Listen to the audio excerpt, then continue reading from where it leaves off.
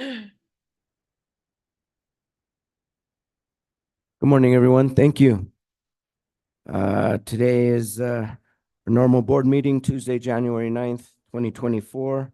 We'll get started with call to order. And just a reminder to everyone, if you're carrying a cell phone, computer, two-way radio, or other sound device, we ask that you silence it at this time to minimize disruption of today's meeting. So can we please start with a call to order?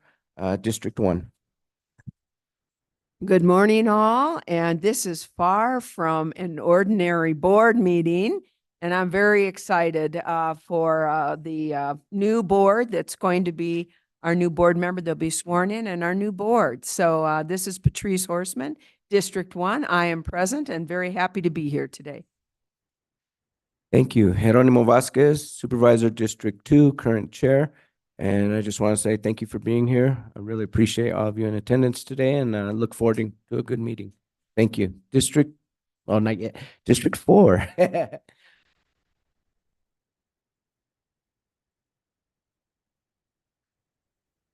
Oh. Thank you everyone for being here for the meeting today.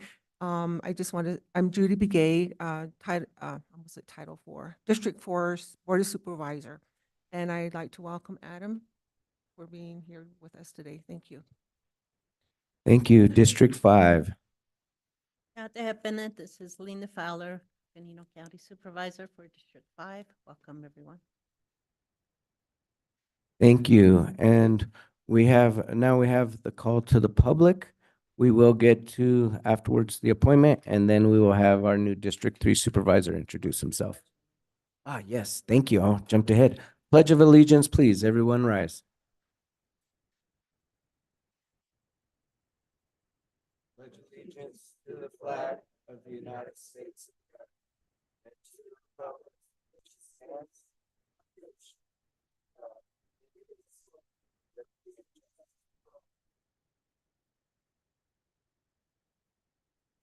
Thank you.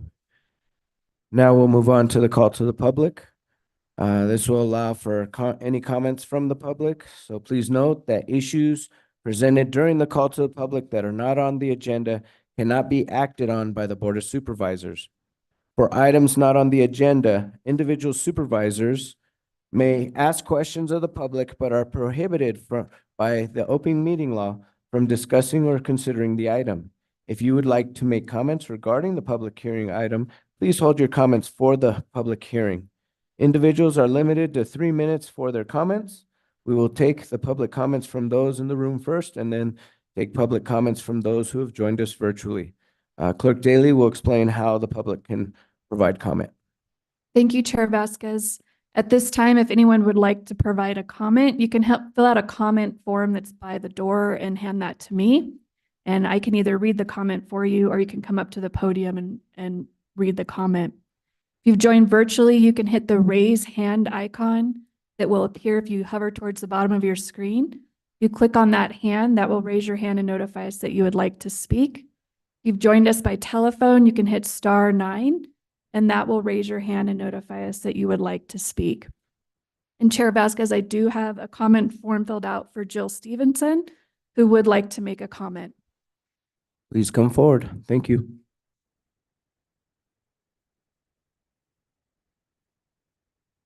Ms. Stevenson, I will put the 3 minutes on the clock for you to have 3 minutes to speak. If you can state your name and address for the record. Okay.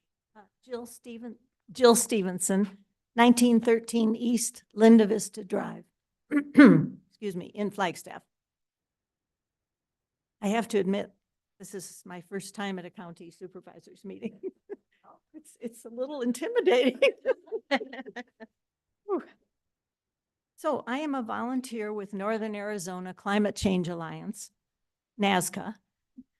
We are a grassroots organization working on a local level, including Flagstaff, Sedona, Prescott, Cottonwood, and Verde Valley. We are looking for contacts in other Northern Arizona cities like Williams, Page, and Tuba City. As we all know, we are in a United Nations declared climate emergency. We are grateful to the county for working to mitigate the severe results of extreme weather events such as wildfires, floods, and droughts directly impacting Coconino County. Requiring green building is also a very positive step. Studies show the majority of people are concerned about climate change.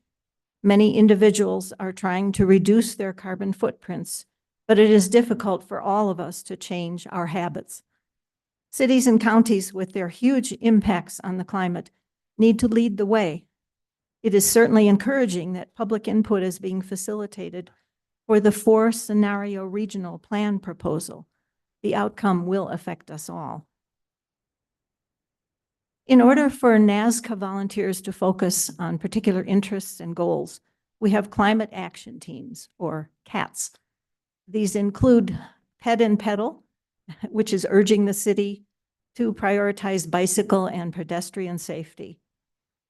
Our Educators CAT provides twice-monthly virtual presentations on climate-related issues, the monthly spotlight on climate in the Daily Sun, and we have outreach to high school students. We have a Green Burial CAT informing the public on alternatives to traditional burial and cremation. We have an Open CAT, which urges a combination of outreach, petitioning, events, and networking. My particular interest is in the FENCAT, which stands for Fleet Electrification Now. Our petition urges the electrification of fleet vehicles with the city, the county, FUSD, NAU, and Mountain Line as quickly as possible. We have 2,300 Arizonans indicating support for our petition. We are coming to you to ask how we can help the county in your efforts to mitigate climate change. We have members with solid scientific, economic, and research backgrounds. Please let us know how our resources can contribute to your efforts to lessen the impacts of climate change. We have actually shared grant information with some of your departments, and we will return with further presentations. Thank you very much. Thank you. Really appreciate that. Are there any questions from any board members? No, just thank you. I appreciate you being here. I did receive your email, and just thank you for joining us at the board meeting today. Thank you for allowing us this opportunity. Thank you. Are there any other public comments at this time? Chair. Vice Chair Begay. Yes, I just wanted to thank you for the presentation, and we will be looking forward to more information that will be brought before us as a board. So we are very concerned about climate change issues and stuff like that. So thank you so much. Thank you. All right, Clerk Daly, are there any other public comments in person or virtual? Chair Vasquez, we do not have any hands raised in the virtual format. If there's anyone here in the room that would like to make a comment, but prefers not to fill out a comment form, you can make your way up to the podium if you would like.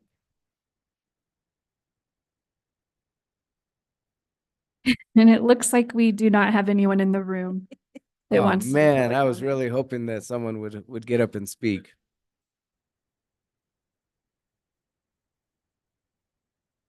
All right, well, thank you, everyone. In that case, we're going to move on to our first action item of the day, which is consideration and possible action to appoint Adam Hess as County Supervisor for District 3 for the remainder of the term, which is through December 31st, 2024.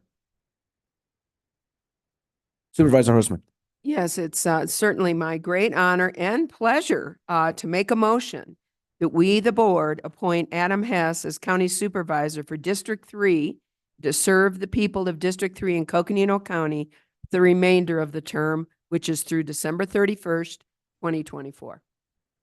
Thank you. We have a motion by Supervisor Horstman, and we have a second by Vice Chair Begay. I'll second that. Thank you. And now all those in favor, please indicate by saying aye. Aye. All right. Well, thank you. Congratulations, Supervisor Hess. Would you like?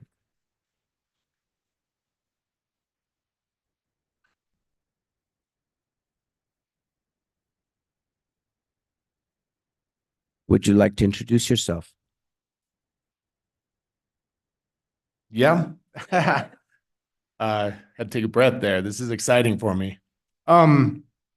This is something I've been looking forward to for quite a while, and I want to thank everybody's support throughout the county that's really got me here. I've been welcomed with open arms. Everyone on the board, everyone in the county that I've got to meet, and I'm going to try to meet as many as I can.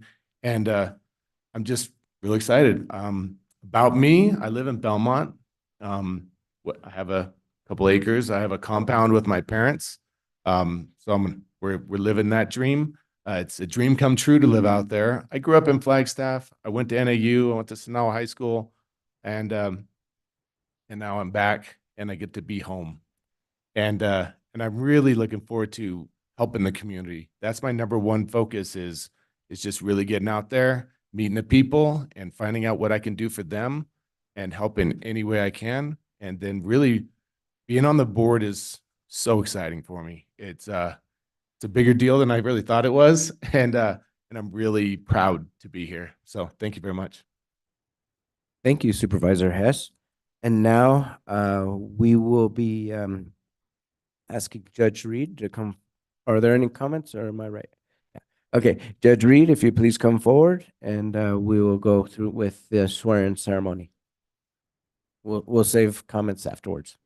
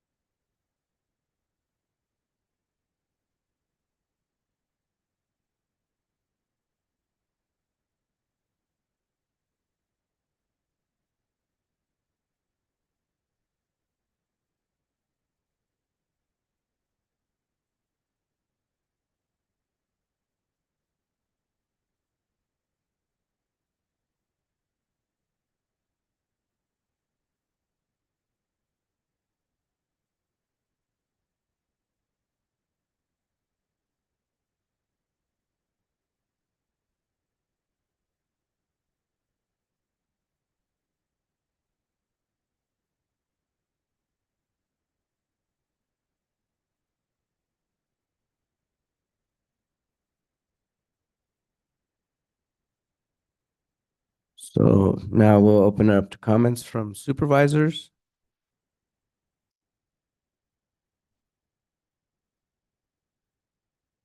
Oh, yeah.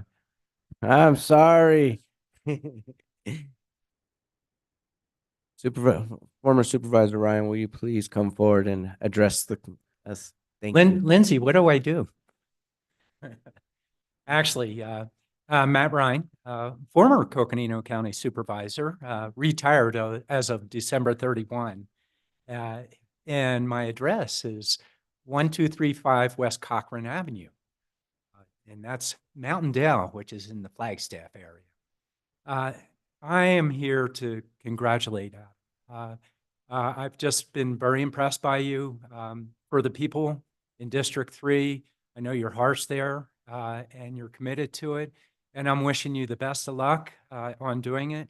And if things are messed up out there, you can fix them for me, okay?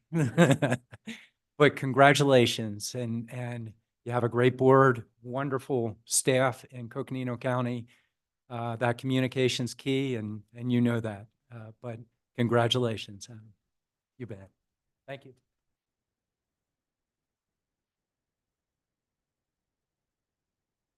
Thank you. We really appreciate you being here today to be part of this with us.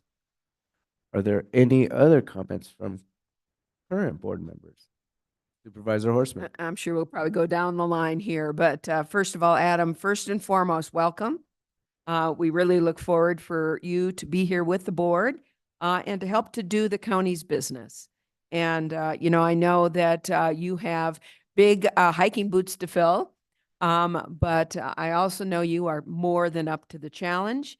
And I am really looking forward to working with you. And, we're here for you. Our staff is here for you. Coconino County is one big family, and the family will be here and be with you to help you through this transition. And look forward to working with you and looking forward to what you have to offer us and to hear your words of wisdom and to get your input. Really look forward to that. So thank you for joining us. Any other comments? Supervisor Fowler? Yeah, thank you. And thank you for your interest in this position and applying and joining us. We're here to support you in any way that we can. So really thankful that you joined us. Thank you. Vice Chair Begay? Thank you, Supervisor Hess, for allowing us to be part of the board with you. So I just want to say welcome aboard again, and I'm really looking forward to working with you. I know that you're not new to some of the issues that we have to address within the county, and we're all here to make the county better. So thank you so much. Thank you. And then, yeah, I'd like to congratulate you, Supervisor Hess. It's been a long process, and I've watched you grow into the role that you're about to take. And so congratulations. I look forward to working with you, and I know that you have the county's best interests at heart. And so we're looking forward to working with you. Thank you. All right. We do have a little bit of time before we're supposed to take our break. Are there any staff members or anybody in the audience that would like to make some comments? Manager Prue. Thank you, Mr. Chair, members of the board, and congratulations, Supervisor Hess. It's a pleasure to be working with you. On behalf of the appointed leadership, I will also speak with the permission of the elected leadership. Throughout the county government is very unique in that many of the positions in leadership are elected. And so to welcome you to the organization, it's a large organization, it's a complex organization. It's an organization that does many, many good things each and every day. We have 1,100 plus employees that are doing the work of the public at any given time during the day.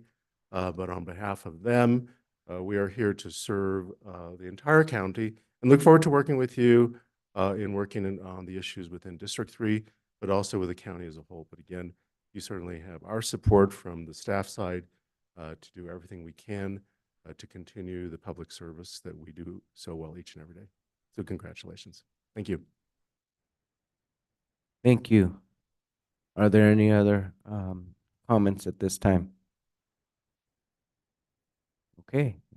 In that case, the board will now take a brief break to take board photos and for a brief reception, and then we'll resume our meeting at 11 o'clock. Thank you, everyone.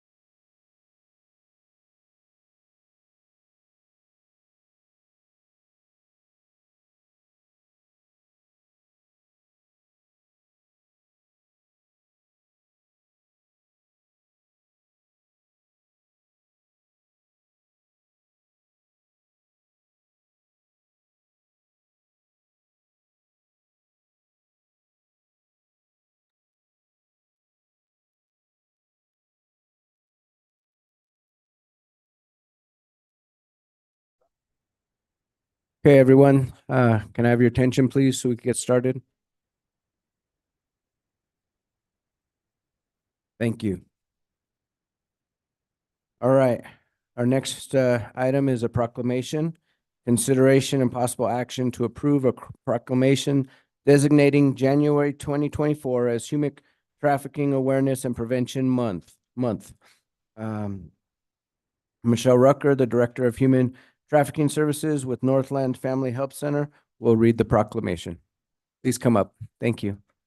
Mr. Chair, we also have other members with Michelle, and so it'd be good if we could have those other individuals also introduced. Yes, please join her.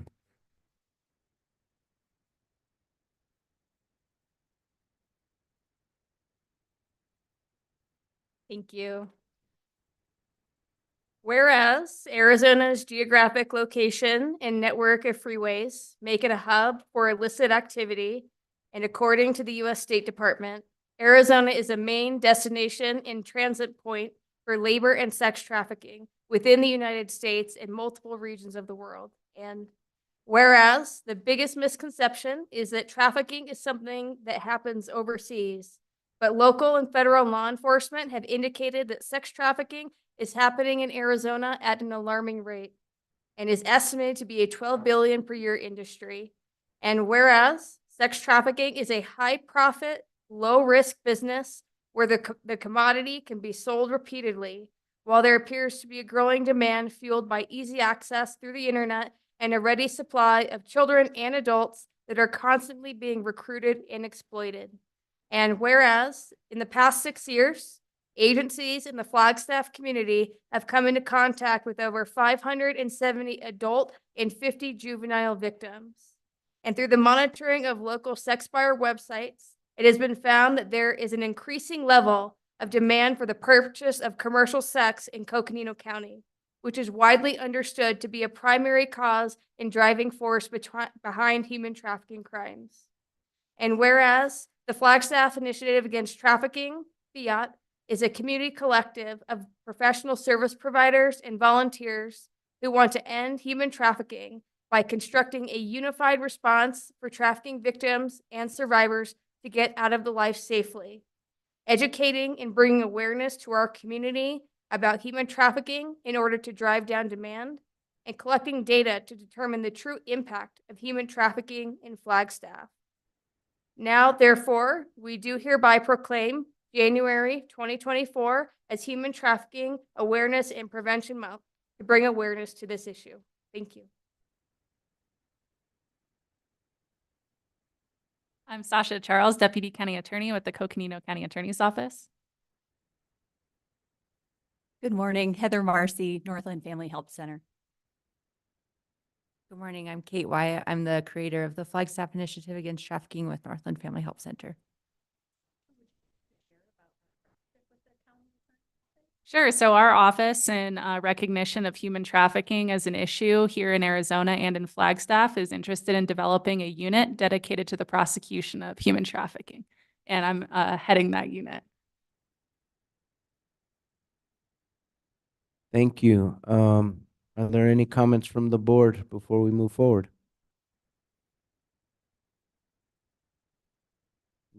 Yes, thank you. And thank you. Supervisor Horstman. Thank you so much, and really appreciate, this is a great collaboration. I'm so happy to hear about the Coconino County Attorney's Office with Northland Family Help Center. And back in the day, we were dealing with these decades ago, but the work that Northland Family Help Center in coordination with the County Attorney's Office, so instrumental to try to bring an end to human trafficking. You were with us and presented this last year, and we need to continue to be vigilant. We need to continue to use our resources to bring this to an end. It is a scourge on our community and on, of course, especially affecting women and children, and really appreciate your advocacy on this. Thank you so much for bringing this important proclamation forward.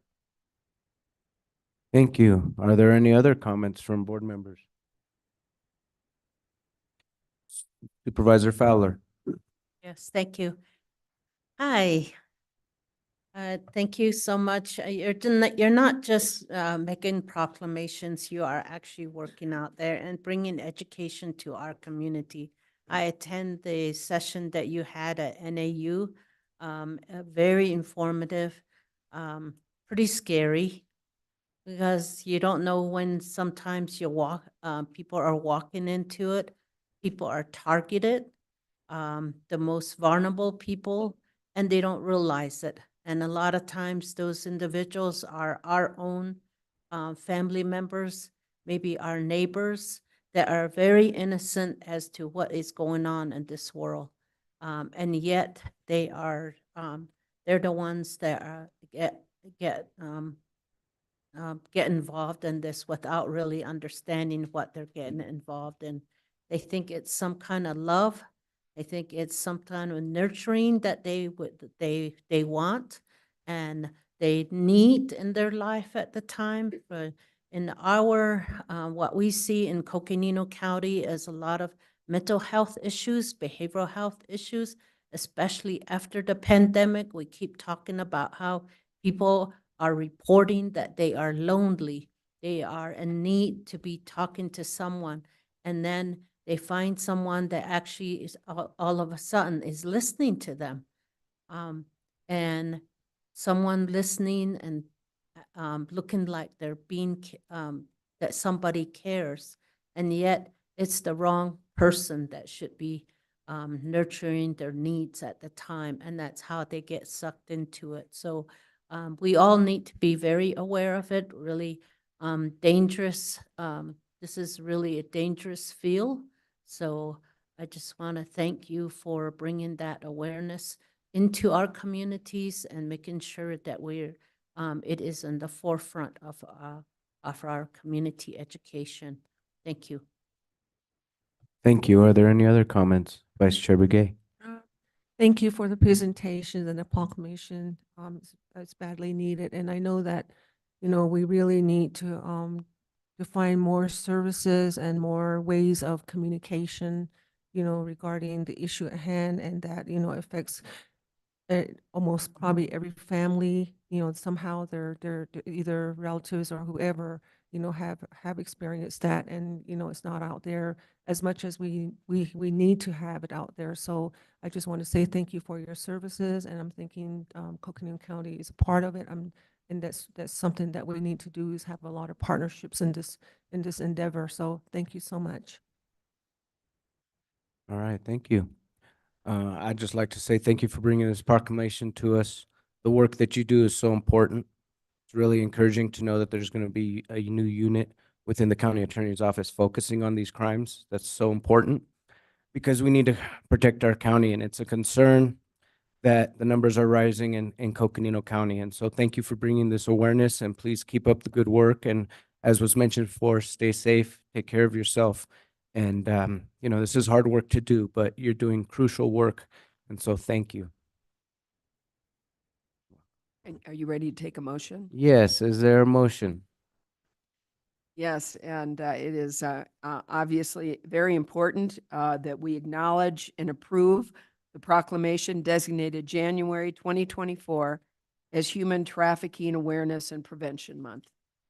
Thank you. We have a motion. Thank you. We have a motion from Supervisor Horseman. Do I have a second? A second by Vice Chair Begay. All those in favor, please indicate by saying aye. Aye. Thank you. All right. Are there any other comments? Okay. Thank you. Appreciate your work. Oh, I do believe there was a request for a photo before we go. So if we could take a moment and board come down, we're going to take a photo with the partners.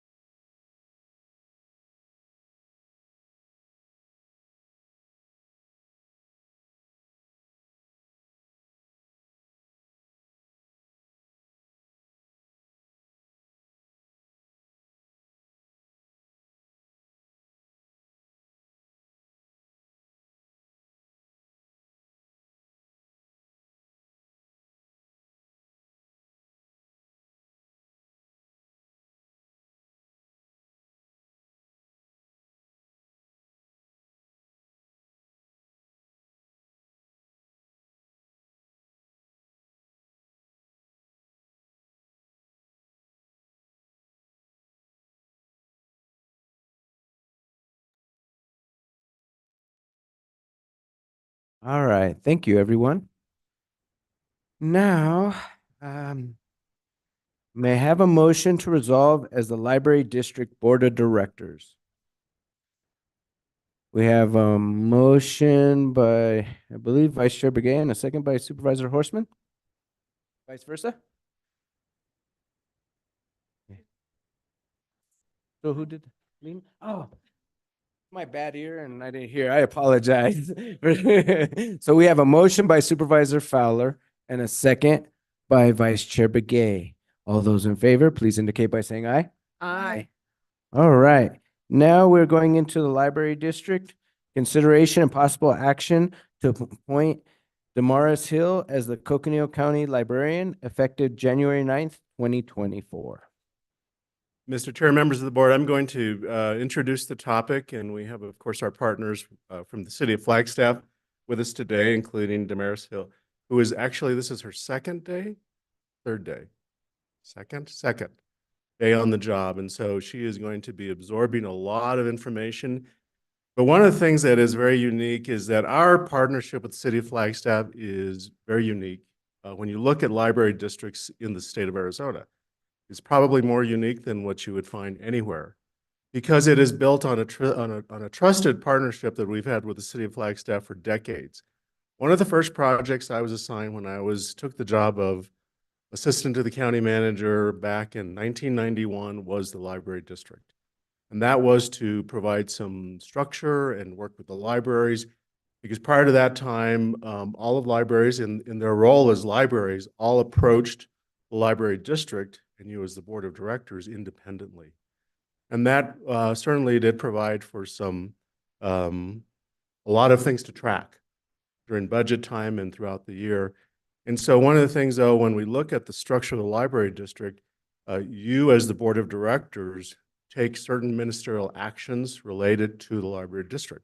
You know, budget is one of them. We have a library district tax that you, as in your role as a library district, adopt the budget for that. In addition to that, one of the things we're doing today is appointment of the county librarian that you have with us today. And that is another ministerial act of the board of directors. Now, the individual that are with us today, we're very grateful, has gone through the recruitment, interview, application, hiring process as a City of Flagstaff employee.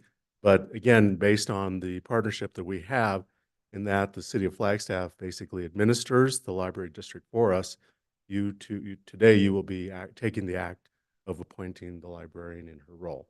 So that's kind of a little bit of background with regard to that. But it's also my opportunity to appreciate the partnership with the City of Flagstaff. It is something that, as I said, has grown over decades, literally decades, to what we have today. We're in the process of updating the IGA, and you'll be receiving that at our next meeting, or the first meeting, I think the 23rd. So again, there's a lot of work that goes to it. I also want to credit Corey Ringenberg. Corey is our contact person or liaison for the library district. He's been working closely with Linda and Heidi and everyone at the city. Also Heather, who's looked at all of the IGA language to update everything. And once in a while, we have to kind of take a deeper dive in all of the language and the documents, and we've done that. And so that work has been taken care of, but I do want to credit those individuals for taking the time needed to get everything up to date. So with that, I'm going to turn it over to Linda. So Linda Tillotson, who is the director of the City Library, will introduce Damaris, and then also Supervisor Begay in her role as the county representative on the City County Library Board will also make some comments.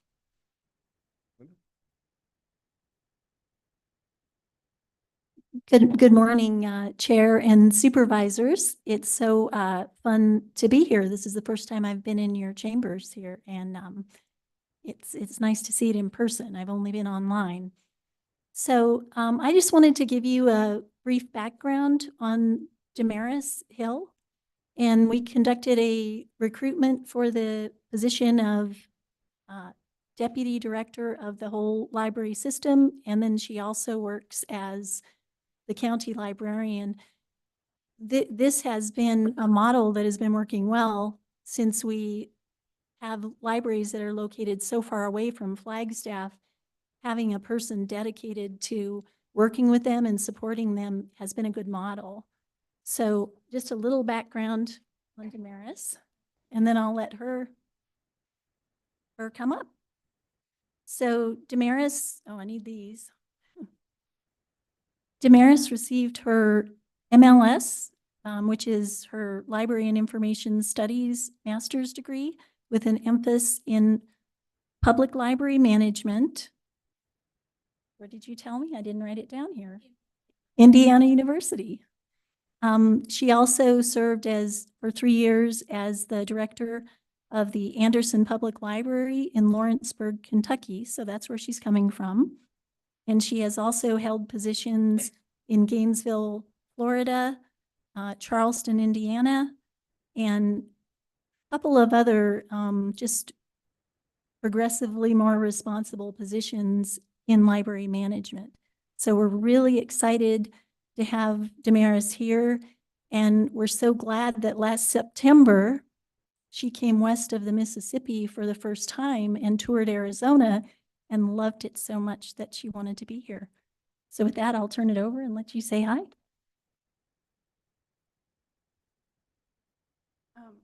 I'm thrilled to have been chosen to do this. Like Linda said, I started out as a circulation clerk, or actually a page, then a circulation clerk, then a children's and teen librarian, then head of outreach, and progressively more and more responsibility until I became a library director in Kentucky.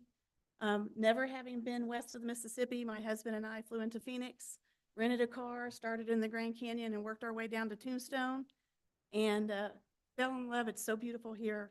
And when I saw the position, I was like, what the heck? And then when I got the interview, I was like, am I really going to move 1,600 miles? And here I am. I got here January 1st. So I've been here a week and a day. I love the snow. I was so excited to see the snow.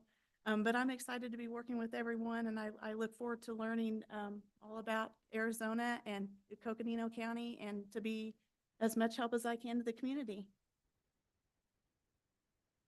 Great, thank you. Vice Chair Begay. Thank you. Thank you both. I serve on the City of the Flagstaff and Coconino County Library Board. Libraries are like a big old hub for communities. They connect people to information and connect people to people and anything that goes on within the library. And they are safe havens for kids, providing after school homework, help, games and book clubs. They also offer computer classes and allow older adults to stay engaged in the digital world, which I do a lot there. So I know you've seen me there.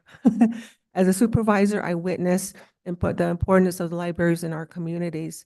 During the pandemic, the libraries offered free internet that residents could access from the parking lots. They were creative in how people could access materials and stay connected throughout this time. It was amazing to see that. As a member of the Library District Board, I see the unique role libraries have and how they bring people together. As I stated before, the programs and all the events, there's so many events that happen there in the libraries, and they offer them for all ages of young and children, and also the adults alike. The coordination and collaboration with the City of Flagstaff has been instrumental to this success of the Library District over the 30+ years now. I truly value this partnership and welcome the addition of Damaris Hill here to serve in her role as a county librarian. Thank you, Linda, for all your staff and your support, and for what you do, what the county does for the community, and bringing library services to all, including our most rural residents that we have. Thank you. Thank you, Vice Chair Begay. Supervisor Horseman. Yes, and thank you. And two things. First of all, Linda, it's great to see you in person. So we're back, and we're glad to see you here. So first of all, welcome to you. And then Damaris, welcome to Flagstaff and welcome to Coconino County. And we look forward to your service to our great county and to the rural parts of our county. As Supervisor Begay said, our county library satellites are truly the hub for so many of our communities. And we really value your service and what you're bringing here to Coconino County and to help us serve our community. So thank you so much. Really appreciate it. Thank you. Are there any other comments? Supervisor Hess. You're my first one. So I was stationed at Fort Knox, so I got to be in Kentucky for a while. I loved it there. The winters aren't as cold here. Believe it or not, I was really, really cold there. But it was awesome. I love that state, and I think you're really going to enjoy it here. Welcome to our state. Welcome to our county. And I'm so, supportive of you doing your job. You want to see the state, you're going to get to see the coolest parts of it and get to tell all your friends the other side of the Mississippi. They just don't understand Northern Arizona. So you're getting to see some amazing places, and I'm glad I'm not the only new hire. So glad to see you. I really support this, and this is exciting. Good luck to you. Let me know how it goes. All right. Supervisor Fowler?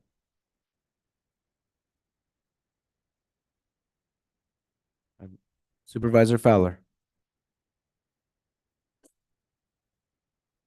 Well, welcome. Thank you so much. And our libraries are throughout the county, and they are the hub of the community. It's just amazing with the limited resource that they have, the amount of work that they do, amount that they contribute to the communities.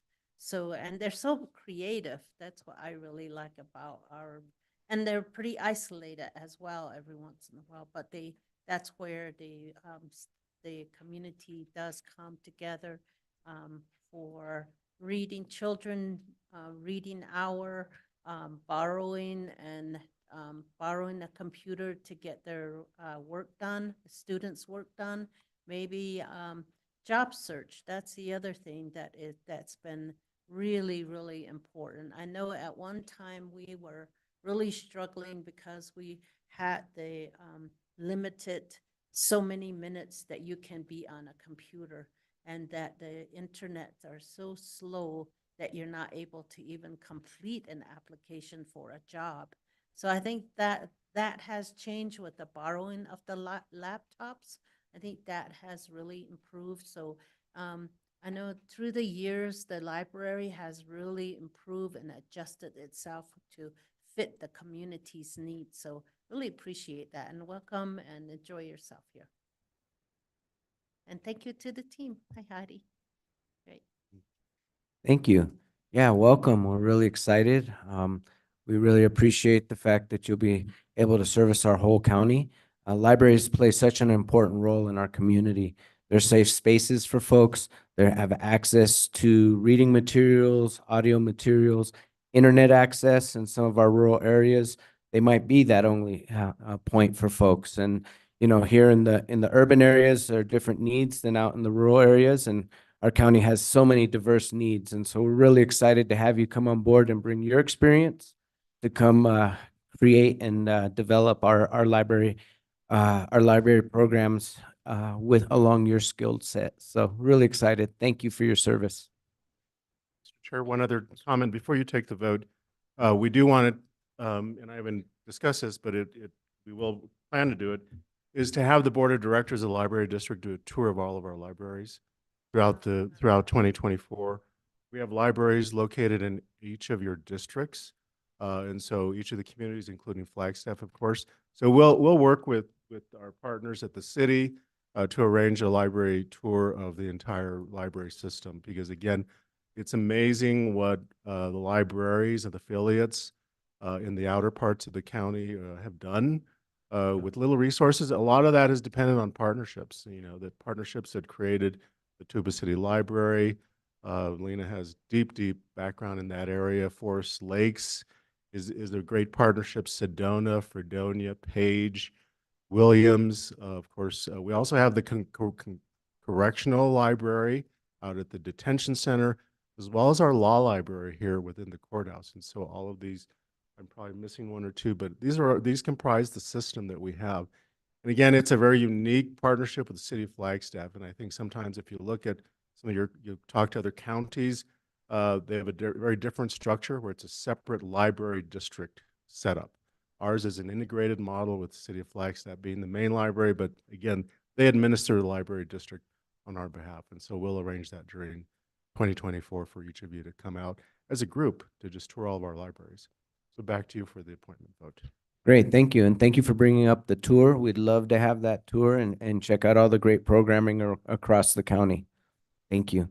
Okay, can I get a motion to approve the appointment? We have a motion by Vice Chair Begay. Do we have a second? Second. We have a second by Supervisor Horseman. All those in favor, please indicate by saying aye. Aye. Aye.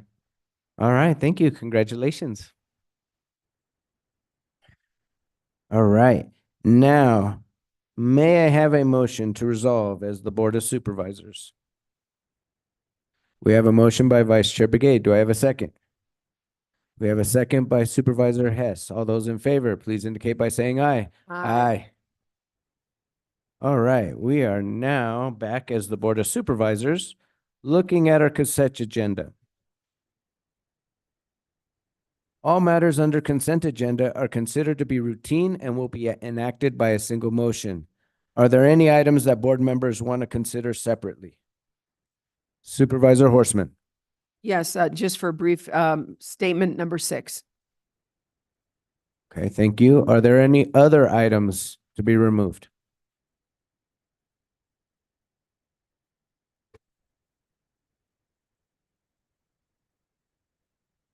Okay, in that case, can I get a motion to approve the consent agenda items 4 through 14 minus number 6, please? Okay, we have a motion by Vice Chair Begay. We have a second by Supervisor Hess. All those in favor, please indicate by saying aye. Aye. All right, thank you. Next, we're item number 6, consideration and possible action to approve a funding agreement with Community Initiatives funding from District 1 in the amount of $1,500, from District 2 in the amount of $1,500, from District 4 in the amount of $500 for a total amount of $3,500 to the Flagstaff Unified School District for furniture and supplies for an inclusion preschool classroom in upcoming year 2024. Supervisor Horseman. If I may, thank you, Chair. And this is just a comment. First of all, it was my pleasure to join district, my colleagues here to provide funding for furniture and supplies for a preschool classroom for FUSD. As you know, the state of Arizona does not fund preschool classrooms, and yet we know that the early years and early education is so vital for our students as they go through their education years and their formative years. So it's certainly been my pleasure to join my colleagues in assisting with this preschool classroom. So with that, I would make a motion to approve the funding agreement as set forth in the agenda. Okay, we have a motion by Supervisor Horseman. Do we have a second? We have a second by Vice Chair Begay. All those in favor, please indicate by saying aye. Aye. Aye. All right. Are there any other comments on this item before we move on? All right. Well, thank you. And I appreciate the fact that we have this opportunity to help support our preschool programming. That's so important, those formative years, and making sure that our students, our little students, have the opportunity for a classroom before they actually get to kindergarten. It makes all the difference to hit the ground running. And so it was a great honor to be able to help with this effort, and I look forward to seeing the progress moving forward. All right. Now, may I have a motion to resolve as the Flood Control District Board of Directors? We have a motion by Supervisor Fowler. I have a second. We have a second by Vice Chair Begay. All those in favor, please indicate by saying aye. Aye. Aye. All right. Now, let me see where I'm at. Oh, consideration and possible action to approve Flood Control District Resolution number 2024-01, authorizing the district administrator to acquire, accept, and execute drainage easements on the behalf of the district. Are there any questions or comments before we go into a motion?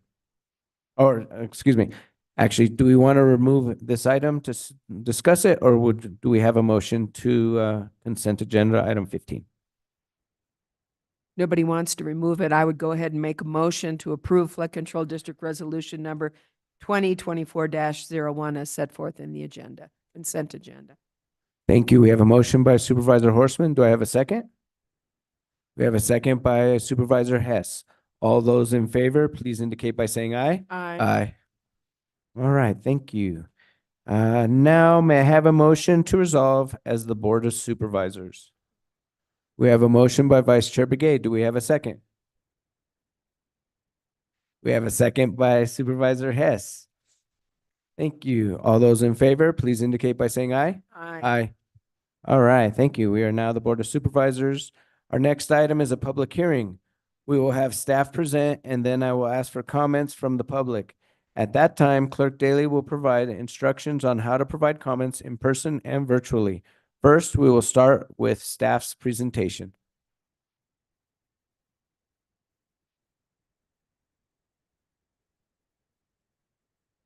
Good morning, Chair Vasquez and members of the board. Brett Axlin, I am the Chief Deputy for the Coconino County Sheriff's Office. Due to recent legislation, Arizona Revised Statute 39-129 mandates a change in fee structure related to videos under records requests. The change supersedes former records fees charged by the Sheriff's Office, which became effective October 30th of last year. Specifically, this proposed resolution addresses fees for collected videos only, not written reports. The statute allows for a one-time fee per copy not to exceed $46 per video hour reviewed and a $5 fee for the associated digital media storage, which is a thumb drive or a DVD. The attached fee schedule shows that the $46 will be billed due to the hourly expense of the Sheriff's Office custodian of records being higher than the maximum fee allowed. This fee is standard practice for other counties in the state. This is a decrease from the previous fee of $85 per video disc from deputies' body-worn cameras and $214 for jail videos.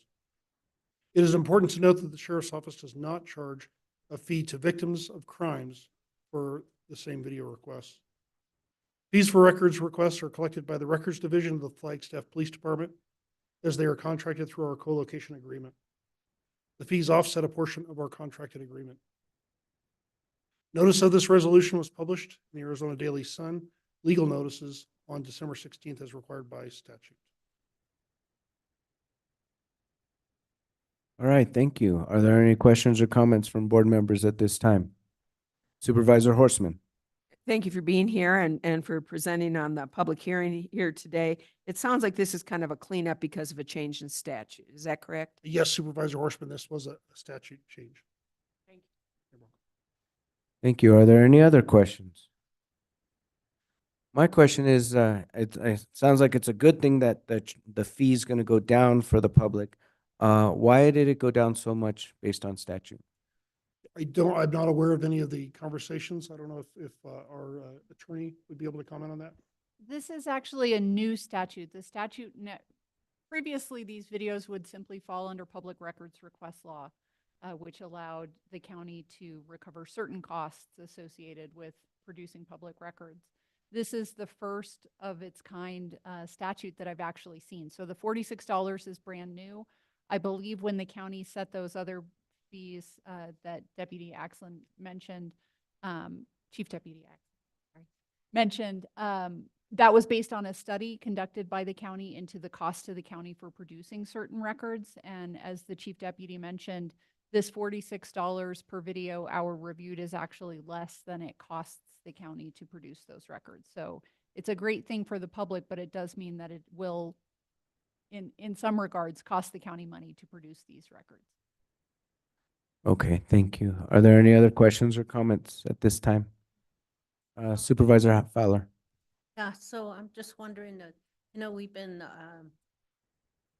when we adjust our fees, usually we try to do it at the cost. And in this case, we can't do that because of the statutes. That's correct, Supervisor Fowler. It is the fee we are allowed to charge at this point is less than what we pay the person to review it and release those videos. As you can imagine, Supervisor Fowler, anytime we get a request for video, or law enforcement in this case gets a request for video, the first thing you have to do is watch the entire video.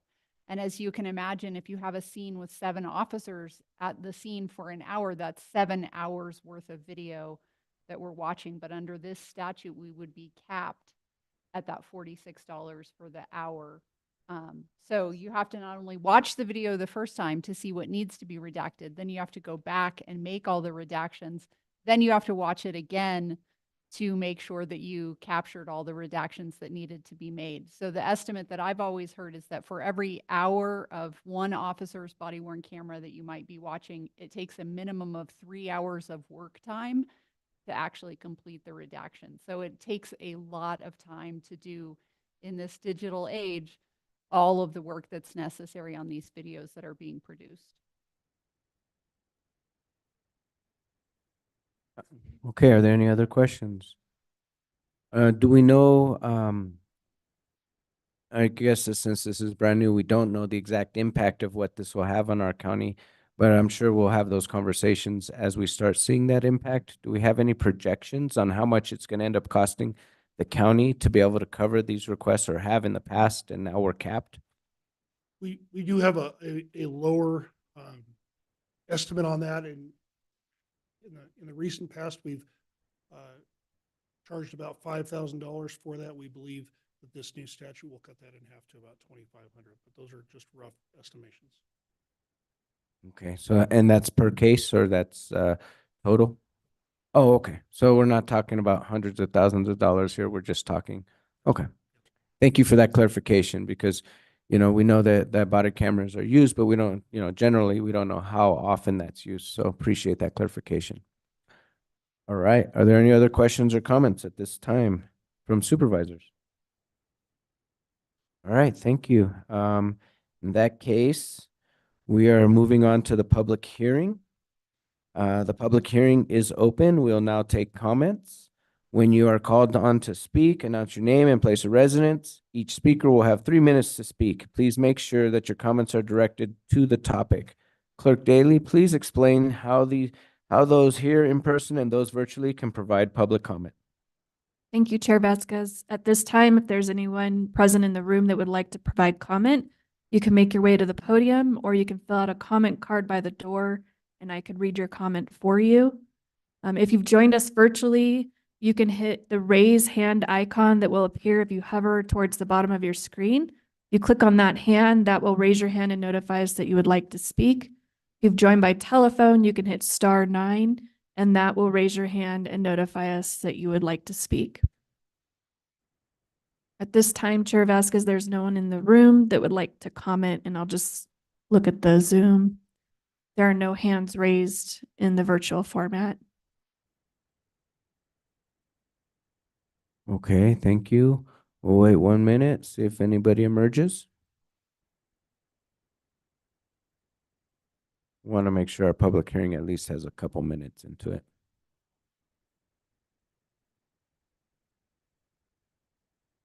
Are there any raised hands yet?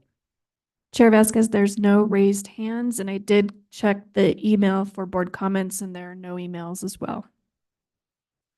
Okay, thank you. In that case, at this time, I am now closing the public hearing. Do any board members have any questions?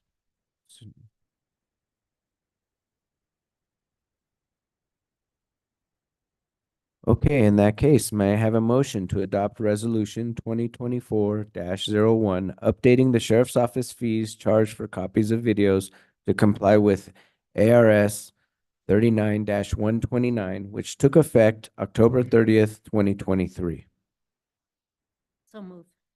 We got a motion by Supervisor Fowler and a second by Supervisor Horseman. All those in favor, please indicate by saying aye. Aye. Aye. All right. Well, thank you. The resolution has been approved. Are there any other comments or questions on this item before we move on? Great. Thank you. Thank you for the presentation. All right. Next up is discussion and update regarding state or federal legislative or administrative matters. Government Affairs Director Gregory Nelson and Government Affairs Manager Keith Breckus will present. Thank you, Mr. Chair. Very quickly, in the interest of time, I would like to suggest that we do the legislative update from Thunder and Lightning, and then we'll break for lunch, and then we're due back for afternoon sessions. And then anything we don't cover under roundtable, we can do at the tail end of the day. Does that sound acceptable? County Manager, isn't that Director Lightning? That's true, it's Director Lightning and Manager Thunder. But again, the terms are interchangeable depending on the day of the week and the mood that they're in. So with that, I'll turn it over to. Thank you, right. County Manager. Thank you. Chair Vasquez, board members, pleasure to be here today. Welcome, Supervisor Hess. Pleasure to be here with your first board meeting. Just wanted to note, yesterday, the governor gave her State of the State address, focusing on a number of policy issues, including a balanced budget, a balanced budget, securing our southern border, dealing with the closure of the Loopville Port of Entry, and then also launching Operation Secure. She also noted that the state faces an $850 million shortfall this year, and they're not going to cut essential services, and also focus on making sure that program funding remains in place for those that are most vulnerable. She noted that housing should be a middle-class family should be able to purchase a house. She did say that if folks don't act as it relates to water, she will, using executive authority. We have not seen how that will materialize, but she did note that she wanted to see the passage of the local groundwater stewardship areas. She wants to see a permanent override for the aggregate expenditure limit for schools, dealing with that issue once and for all, and then noted some pieces as it relates to healthcare and the sober living home scandal that was plaguing the state. And then she also wanted to make sure that the women's right to choose is protected, and called for the repeal of the Civil War era abortion ban, as well as the right to contraception. This week, obviously, is the first day of the first 56th legislature, second regular session. 261 policy items have been introduced at this time. We're expecting upwards of 1,500 policy items. We'll be going through those with a fine-tooth comb. Obviously, ACO had their first LPC on Monday, and Supervisor Horstman as our primary and Supervisor Fowler as our alternate will have theirs starting on Friday this week. So we're very busy right now. We're going through bills and looking at the evaluation of those bills in terms of the impact to the county, and we'll be getting a report out. I want to thank our new intern, William, for all the work that she's doing, having already gone through about 200 of the bills and flagging them. And I also want to take the moment to celebrate Mr. Cook and thank him for introducing our wildfire mitigation bill, which I left a copy on your desk, which is HB 2193. That was introduced this morning, and we've all been working on that quite a lot. And so Karen Cruz has been on the ground working that. She's also working with Senator Gowan and Representative Payne for sponsorship and co-sponsorship of the MOU issue with neighboring out-of-state counties for sheriffs to respond into our county if we have an issue upon request from the sheriff or during an emergency. So she did secure a sponsor and a co-sponsor. However, we're waiting on the Legislative Council for draft language, which we'll be sharing with you as well as the sheriff's office. So things are progressing as it relates to bill introductions, and we'll keep you appraised of that. Once we get an agendized committee for Mr. Cook's bill, we'll be mobilizing into full advocacy. Letters, testimony will need to go down. We won't know that really until the end of the week, in which the next week's committee hearings will occur, but we'll keep you appraised as much as we can, but we'll be really launching into that advocacy and mobilizing many of you to tell the stories that you've seen and the importance of that DFFM Wildfire Emergency Response Fund and the projects and quick and swift implementation that it's had to provide relief to those suffering from flood and post-fire recovery in our community. So just wanted to flag that. In the interest of time, I'll turn it over to Mr. Breckus, who will give a federal update. Good morning, Board, and welcome Supervisor Hess to your first board meeting as a supervisor. I will make my federal comments pretty brief. First of all, I guess the budget situation, it sounds like a deal has been reached between Speaker Johnson and Senate Majority Leader, and Schumer. So there's a $1.6 trillion budget. As you know, if the budget doesn't get passed or they don't pass the continuing resolution, there's a potential shutdown date on January 19th, another one on February 2nd. But right now, the prognosis seems to be that the budget likely will have a good chance of going through. So the Freedom Caucus on the Republican side is going to oppose the budget because it doesn't cut enough spending. But the expectation is that there'll probably be a combination of Republican and Democratic votes that could pass the budget. So in some ways, Johnson's doing what McCarthy did, maybe in working with Democrats to pass the budget might be what happens, but they might give him a pass on it because it didn't necessarily go great the last time when they ousted him in terms of trying to replace him. So we'll see how that plays out. I don't want to predict the future, but right now, at least the buzz isn't really that they're expecting a shutdown, but we should always be prepared for that because you never know with Washington.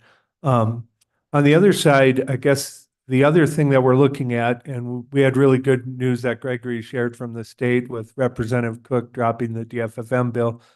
Forest restoration is always a big issue. We do have some concerns at the federal level that the prioritization of that may not be what it has been in the past. So I've shared with you all letters that we're looking for direction to have the whole board potentially signed to both senators and to Representative Crane, stressing the importance of continued funding for forest restoration and for the Forest Restoration Initiative funding.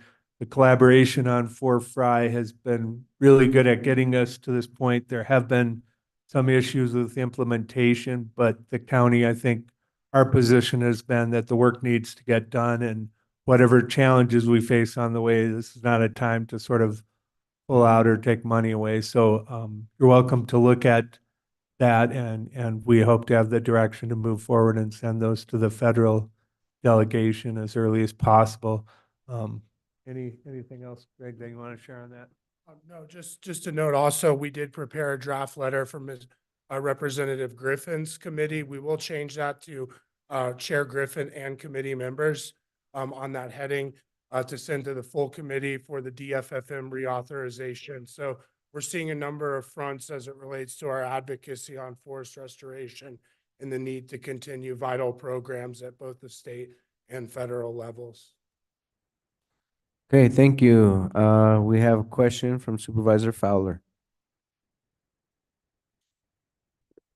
I will just add that I was at the governor's address, and I just want to just say that I just noticed just the strong delivery of the governor's speech, really focused on Arizona families, housing, education, healthcare, and just really focused on the Arizona families and taking a strong stance on what she believes on the water and security of the borders.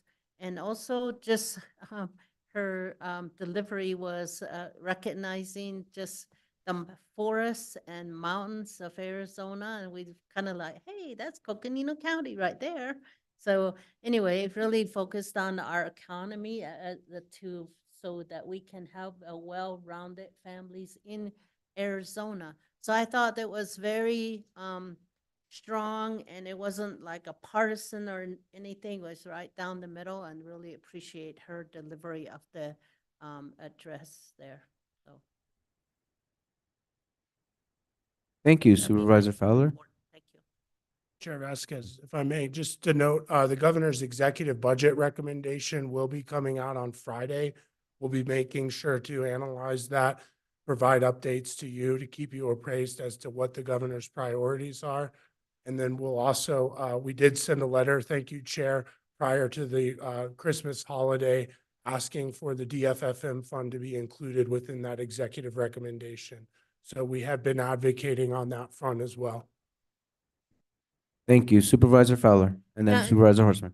Just to add too, that she did mention NAU's new medical school. I thought that was really important when, I mean, it wasn't just focused on Southern Arizona. It's really a big picture from around the state, which I was really impressed with, just mentioning NAU and how it's going to deliver education to the rural communities as well as tribes. And those partnerships are very important. So I thought that was really, really significant, and just trying to have this big picture delivery that she gave. Thank you. Thank you, Supervisor Horseman. Yes, and I also want to shout out for Supervisor Fowler for braving the weather. I wouldn't brave the weather, and I appreciate you being down there and waving the flag for Coconino County down there for the state of the state. I was able to join the county manager and staff on the county manager's office, and we got to watch it. And I was very impressed with the strength our governor showed on the issues really affecting us here in Arizona. I was very happy to hear her call out rural groundwater management and the need for rural Arizona to be able to have a voice in their groundwater and their future water sustainability. And I really appreciate her leadership on that. And you're right, Supervisor Fowler, she really emphasized Arizona families, from the budget on, and really calling out that the state of Arizona took a surplus into a deficit, and calling to get that school voucher program, under control, so that we can get control of our budget, so that we can really address the important needs here across the state of Arizona. And I also really appreciate her calling out and supporting women's health and women's reproductive freedom rights. So very strong speech, and I really appreciate you, Supervisor Fowler, being there to be part of that and being part of history. And then a couple other comments, if I may. One is, we know, and I want to thank my colleagues, we've all been down at the state legislature to advocate on behalf of funding DFFM for emergency wildfire relief. And we know the importance of that. We here in Coconino County and in the city of Flagstaff have been able to utilize this funding in the past. It is very important that this funding get reauthorized. 11 out of our 15 counties have utilized this funding for emergency relief. And I really want to thank our government affairs team for the great work, and also Karen, our consultant, for the great work that's been done on House Bill 2193. I'm so glad to see that it's dropped. I know our DFFM director is also supportive of this. And I really, again, I think my colleagues have done a great job advocating. I know you'll continue to do so. And then last but not least, the letter to our senators and to Representative Crane. This county has worked so hard for forest restoration because we acknowledge and continue to acknowledge that the #1 health threat for Coconino County is certainly fire, wildfires, and post-wildfire flooding. And it is crucial that we get to do the restoration work that needs to be done to reduce wildfire risks for Coconino County and our residents here in Coconino County. So I think this is a strong letter. Again, I want to thank our government affairs team for getting this letter together. And I want to thank my colleagues for their strong leadership on this. So thank you, Chair. Thank you, Supervisor Horseman. Are there any other comments from board members at this time? All right, well, just, Mr. Chair. yes. Very quickly, if I could ask Gregory to comment on the preparations for the NACO Legislative Conference. I have asked Andy Bertelson to make the trip this year from the manager's office, so he will be joining the party in DC. And so, Gregory, if you can just quickly just go over prep that's going into that and the steps that we'll be taking to make sure that the committee work and the staffing of the board throughout that week is done. Yes, thank you, County Manager Peru, Deputy County Bertelson. We're looking forward to having you join us. We will have 4 board members. We'll miss you, Mr. Hess, but I know you have quite a lot to do in your district and coming on board, and really appreciate, look forward to going there in the future with you and advocating. We also have Treasurer Benatar, who will be joining the county delegation, as well as Melissa Randoza, Corey Ringenberg, Keith, and myself. So we're really gearing up there. WEAM has put out a schedule draft that we have from NACO. I've sent that to the district directors, requesting them to populate the meetings that you're interested in. A number of supervisors have shared what meetings they're interested in. We're populating that schedule. We're meeting weekly with Bob and Anna as it relates to requesting meetings with our senator's office. On the agenda, we have the Department of Interior, Park Service, NRCS, Secretary of Ag, House Natural Resource Committee, majority and minority, House Ag Committee, majority and minority, as well as the Department of Interior, Navajo Nation Washington office, BIA Roads.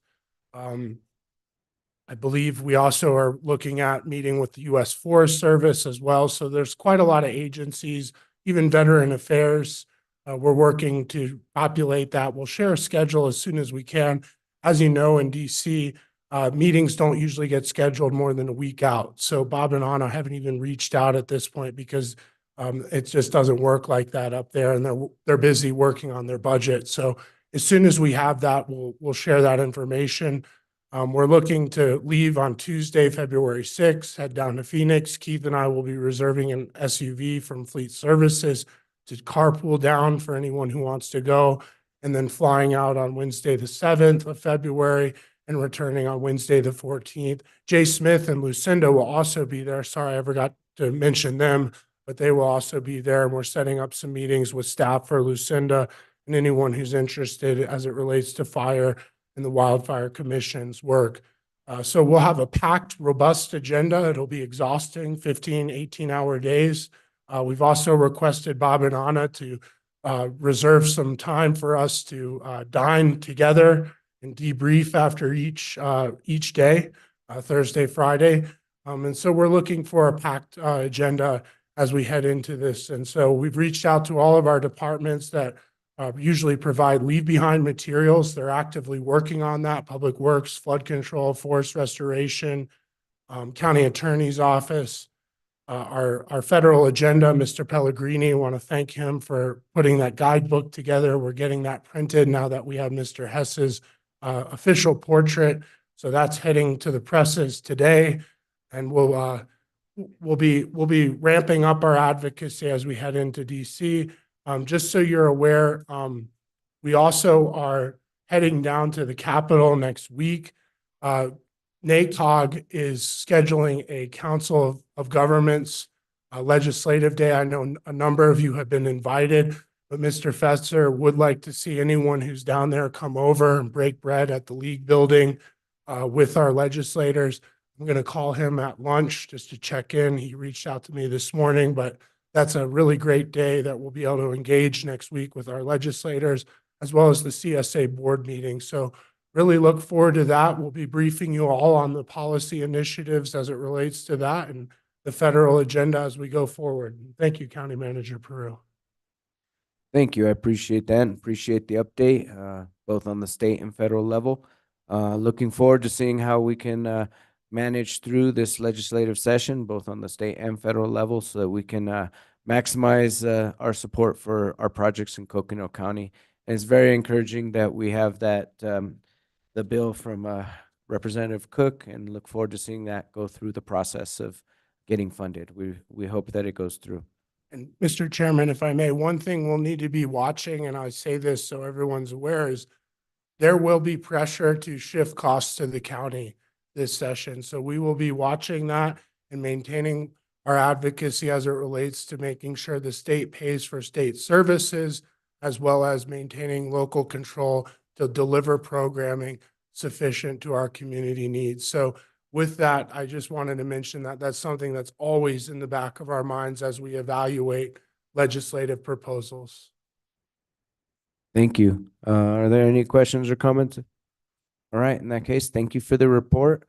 I know the recommendation was to go to lunch at this time, but we do have one and possibly two supervisors that need to get on the road and won't be here for a roundtable at the end. And so I wanted to see if they had any roundtable that they would like to do before we break. Supervisor Fowler.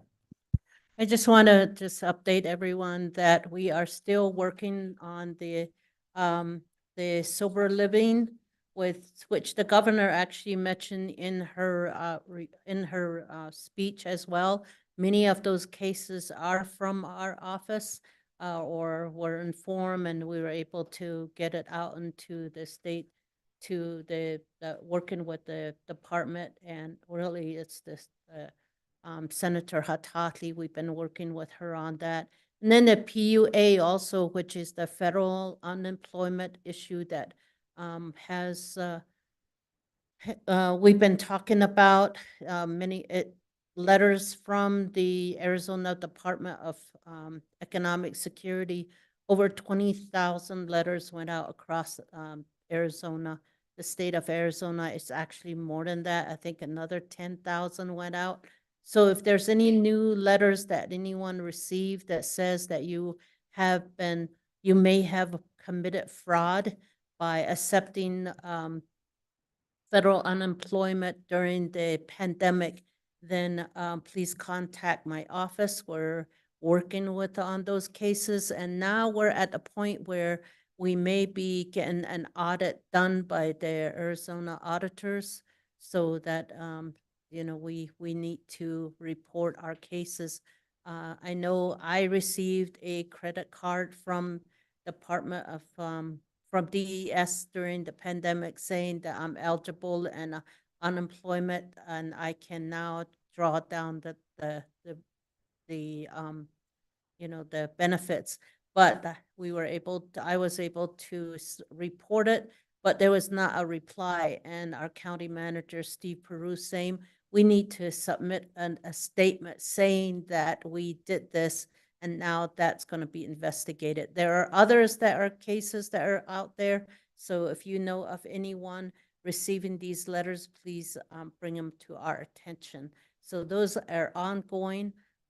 We also have she also mentioned the BEAD dollars for the broadband.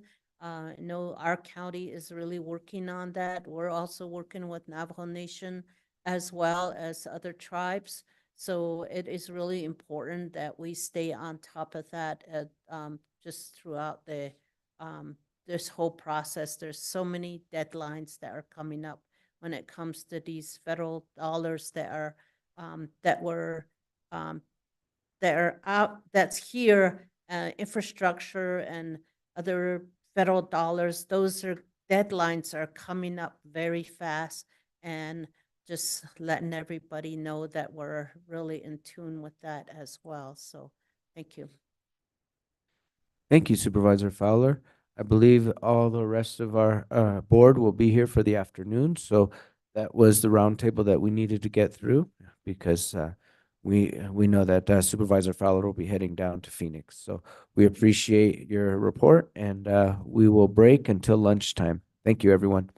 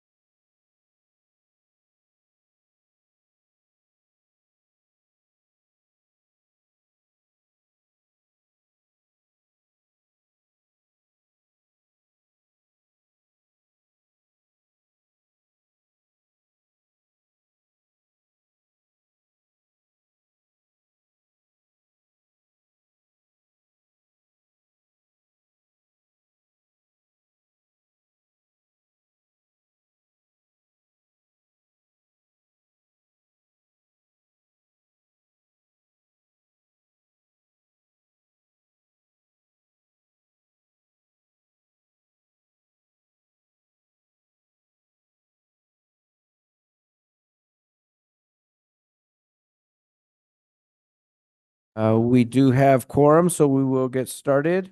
Our next item, 21, is presentation and discussion regarding community development block grant regional account funds for Coconino County. And we have our Health and Human Services here to present.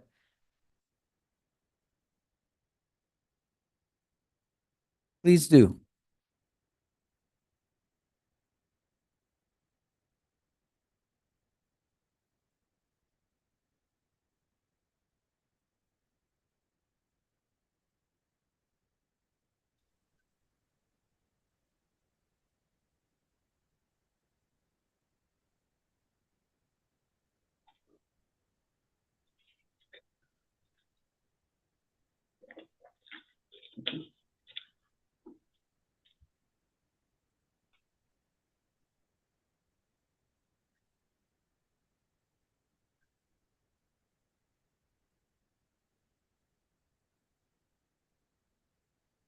Thank you, Board of Supervisors, for having us. Michelle Axelin, Deputy Director, Health and Human Services.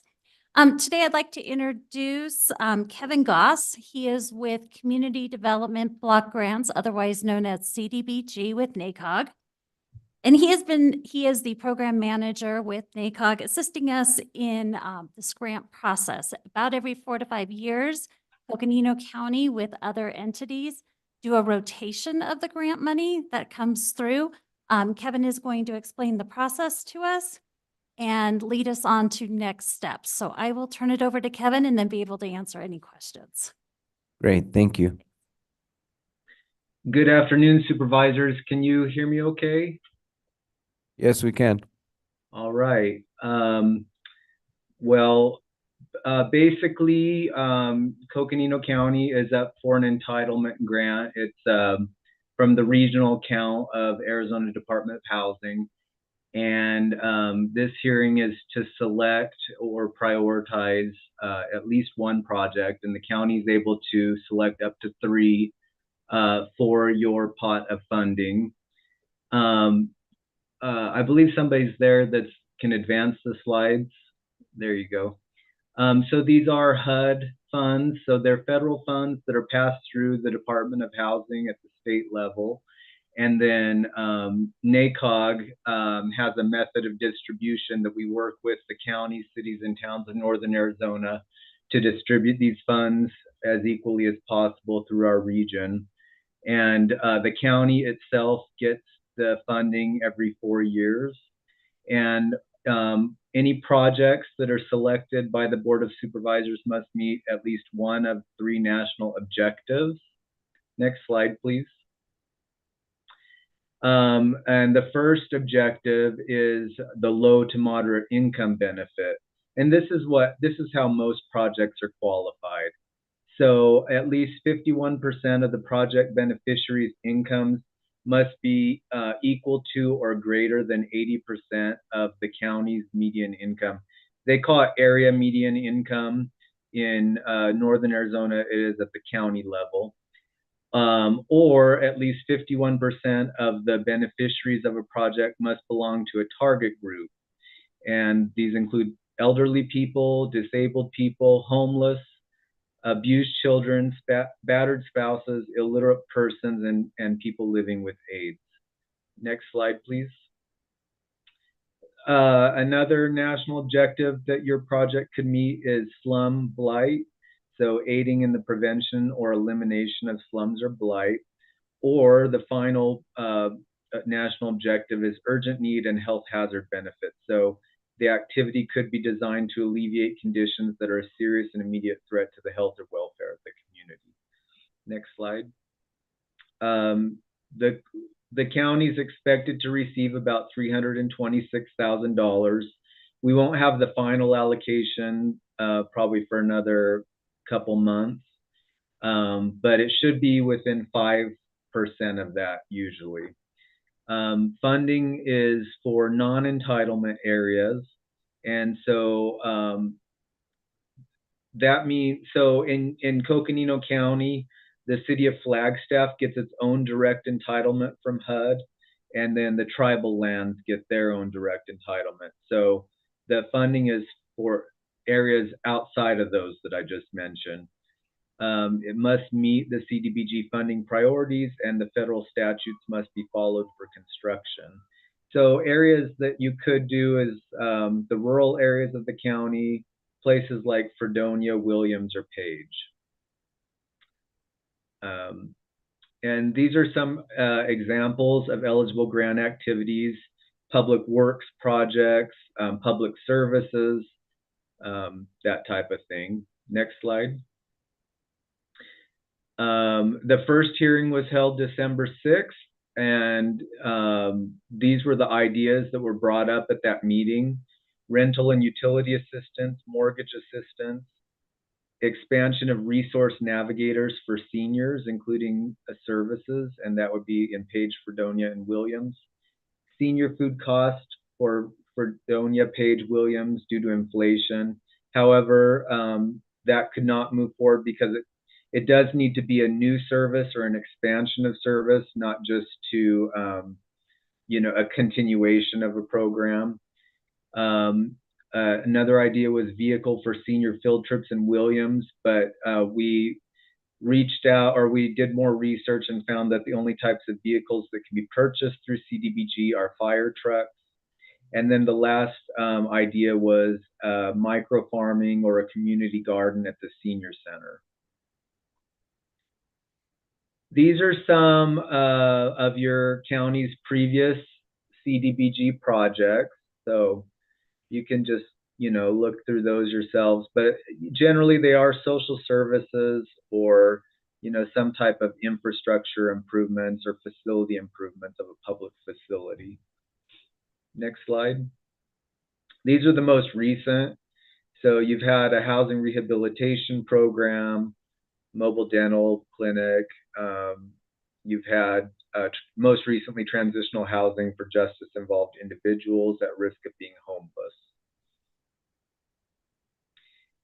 And here's the timeline, and we've already been through, we had the first public community meeting, and then applications due. That was to better flesh out some of the ideas that were brought up at the first public hearing. And today we're having the work session, and then on January 23rd is when the Board of Supervisors can select a project or up to 3 projects to move forward with the funding for. By the end of the month, a letter of intent has to be submitted to me, which I will pass on to Department of Housing, and then we'll work with the county through the spring on the application or applications, and those are due to the State Department of Housing by June 1st.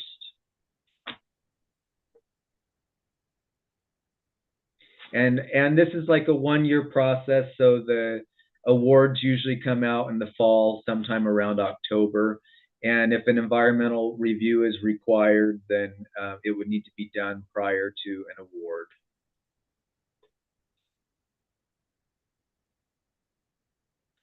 And of the handful of ideas that were brought up at the first public hearing, we got 2 that were actual applications where they did more detail about what they're requesting, and these were both from county employees.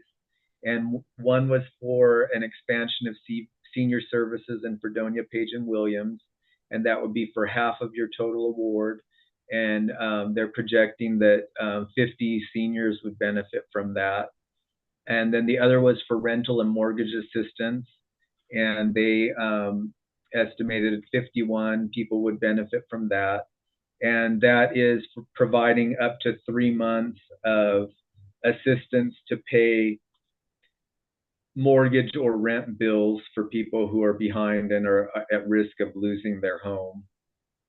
So the total dollar amount of the request is $311,382, plus $15,000 to administer the grant. And that's it for me. Are there any questions for me at this time? Do we have any questions from board members at this time? Supervisor Horstman. Yes, and thank you for the overview. And I assume this has gone to NACOG has been involved in this grant process. Is that correct? I don't sit on that NACOG. I'm not the representative from the board. Who sits on from our board on that NACOG? Myself Oh. and Supervisor Fowler. Okay. Yeah. So you can probably give us some of that information on this too. So thanks. Thank you. Yeah, I have been briefed by the team about some of the potential projects and where we're going with that, and I would actually defer it over to our staff to talk a little bit about more about those projects. Because one question I had is just in terms of like, for example, senior services, Fredonia, Page, Williams, were there any other areas that were considered? We did consider some other areas. They were in entitlement areas, so we weren't able to include them in the application process.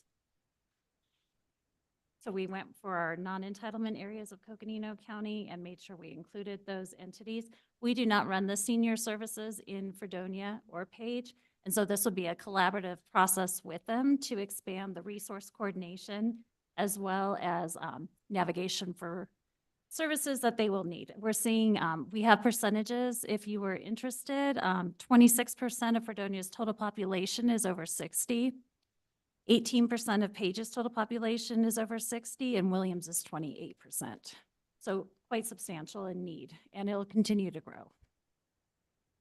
I assume there's other senior services those set, and that you're saying they're all in entitlement areas. I'm just thinking out loud for example, Tucson. And I'm not sure, how they fall in this.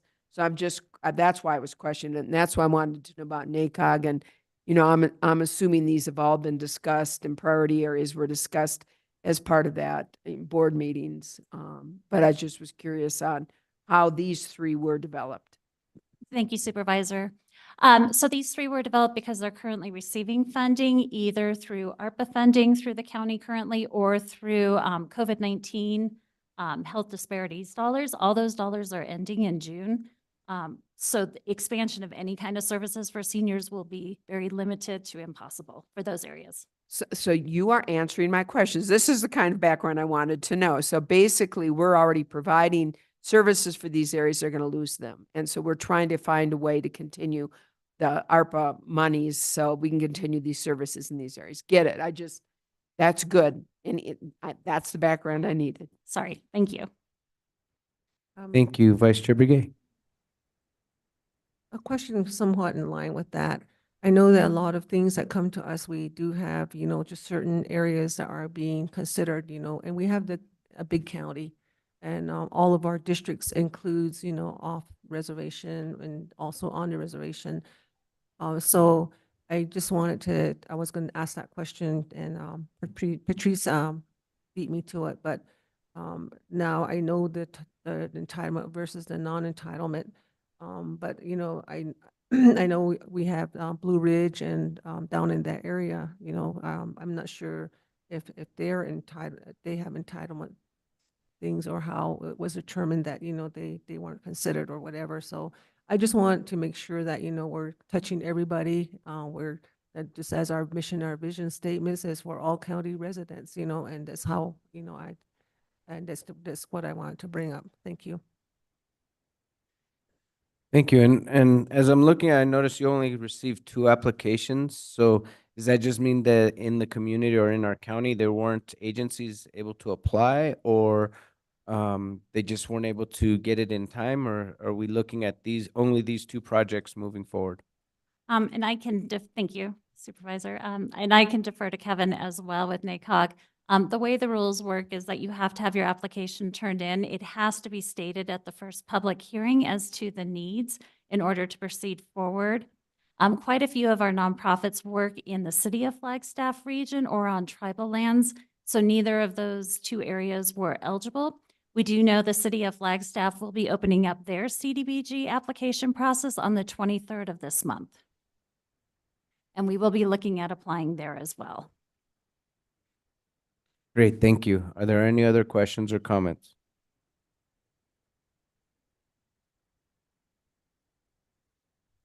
No? Okay. Well, thank you for the presentation. We appreciate the work and look forward to seeing those programs come to fruition. Thank you very much. And we will be back on the 23rd with Kevin's guidance on the applications for your prioritization. Great, thank you. Yeah, and- Supervisor Horseman. Yeah, thank you. And obviously, it's very important that we're able to continue these, especially the senior services for these areas that are losing their ARPA funds. So thank you very much, Michelle. Appreciate it. Thank you.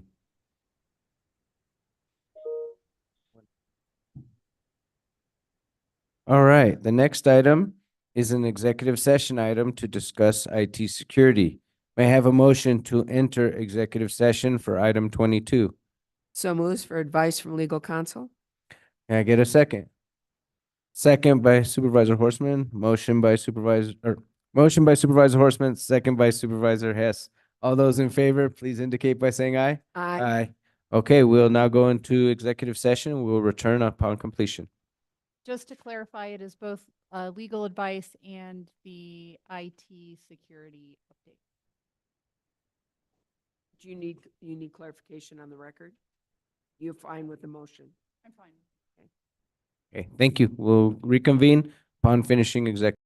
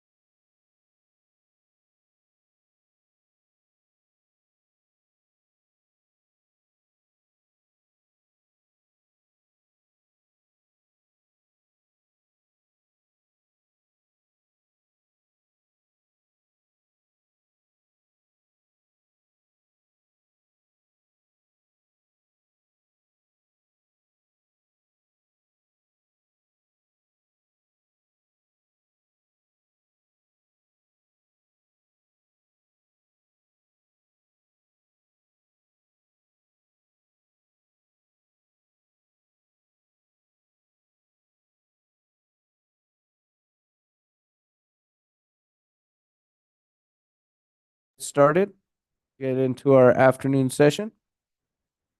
There she is. All right. We will now go ahead and get started with the rest of our docket for the afternoon. Do we have to do anything special to come back after exec session, or are we good to go? Good to go? All right, next item is discussion and possible action regarding proceedings with a county expenditure limit option and to set dates for public hearings on February 6th and February 20th, 2024. County Manager Steve Prue will introduce the item and present, as well as Finance Director Siri Mullaney. The floor is yours.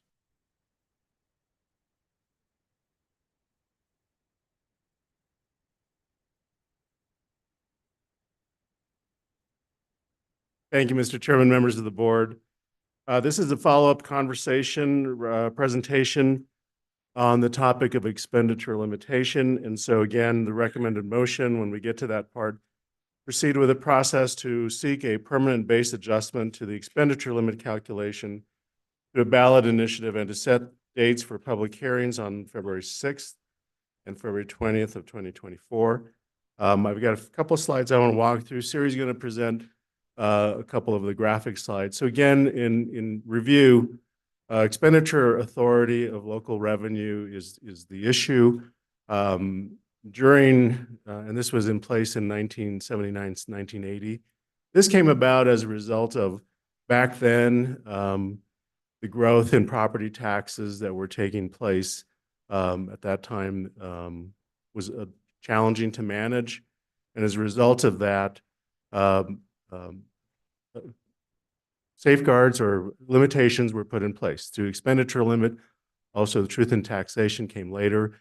But again, both of those measures were designed to start to limit and to basically provide a little more predictability in property tax revenue at that time. So again, it's been in place since 1980 here at Coconino County, all counties at that time. It's a rate that is adjusted annually based on population and inflation. So in Coconino County, of course, our population is not explosive. We don't have large surges of population growth in our county. So you'll see where that is already limiting in and of itself. As well as when you look at inflation, and we're not talking local inflation, we're talking about statewide inflation. And so if you look at our inflation rates throughout the state, our area, Coconino County, tends to have higher cost of living, particularly cost of housing. And so again, that while we may have those differences in the rest of the state, the statute only looks at statewide inflation in total. And so again, that is another factor that goes into this discussion. Changes in local revenue are important to note. Not the authority increase itself, but back in 1980, when the expenditure limit process was being put in place, there were two sources of revenue that we did not have at that time. One was the county sales tax. That was implemented in 1998. And then in 2015, the road maintenance sales tax was implemented. And while the revenue from both of those sources was much needed and continued to be much needed based on the growth of the organization and the needs of our citizens, it also did help accelerate, if you will, the limit, the time that we reach that limit. And when we start bumping into that limit, those are driven in addition to property taxes and sales tax. Or in addition to that, we have state sales tax, county sales tax, and the road maintenance sales tax. And so all these revenues basically help accelerate us to that limit at a quicker pace, if you will. From there, we're looking at the solution that we're working on, and we're, of course, having conversations with the board on, and we'll be taking it to the public through the public hearing process, is a permanent base adjustment. Now, the base adjustment must be approved by voters during a regularly scheduled election of the board, and so that would be for the ballot for 2024. There's no limitation or amount on the adjustment, and we'll get to that in a moment. The analysis of the proposal that we do present to the board must be also reviewed and approved by the Auditor General. And then the effective fiscal year that the limit change would take place would be for us in fiscal year 2026. Okay. And then I'm going to turn it over to Siri, and she's going to walk through the Outlook slides to provide the opportunity to illustrate where we are at and what our recommendation would be within those areas. Siri? Thank you, Chair and members of the board. So we have two slides as a reminder. We provided these on the December 19th meeting as well. And these are some Outlook slides to give you some ideas of where we are looking for the next 20 years or so as we determine what solution is best for the county. So just to orient you on this slide, there's a bottom line that's solid, and hopefully for those of you who can see color, it's in solid red at the bottom. So that is our current expenditure limitation. As we look at fiscal year 2023, that's an actual number, 24 is an actual number. And then we have grown that at our estimated population and inflation adjustment using the Bureau of Labor Statistics and 2% annual average inflation as the outlook for that. Then we look at our actual revenues in the blue boxes is the next line. So those are actual revenues that we were collecting that were subject to the expenditure limitation. So you can see we're on the wrong side of that line, meaning we're collecting more local revenue than we currently have the authority to spend. As we project that out using similar methods of historical data to project ourselves forward, we see that that will continue to grow, and the gap between the expenditure limitation base is going to vary from then what our revenues are that we're collecting, creating a larger problem or an accumulation of fund balance that we would not have the opportunity to expend without additional measures supporting our expenditure limit. So then the next two lines are taking a look at what the expenditure limit would be if we were to do a base adjustment. So the first line that has the longer dashes in black there, that's what our expenditure limit base would look like, or the authority would look like if we were to do a base adjustment equal to 50% of our current expenditure limitation. And then the small dots are if we were to do one equal to 75%. So when we look at just kind of a typical, nothing else changes, there's no new revenue sources, forecast out, it looks like we would still be on the correct side or under that line at even a 50% base adjustment. We talked about a 75% base adjustment last time, and the reason for that is as we go to the next slide, you're going to see the same information. So that expenditure limit base number doesn't change in red, but the forecast for the blue, the revenue subject to the expenditure limitation, in this scenario, we're being a little more aggressive.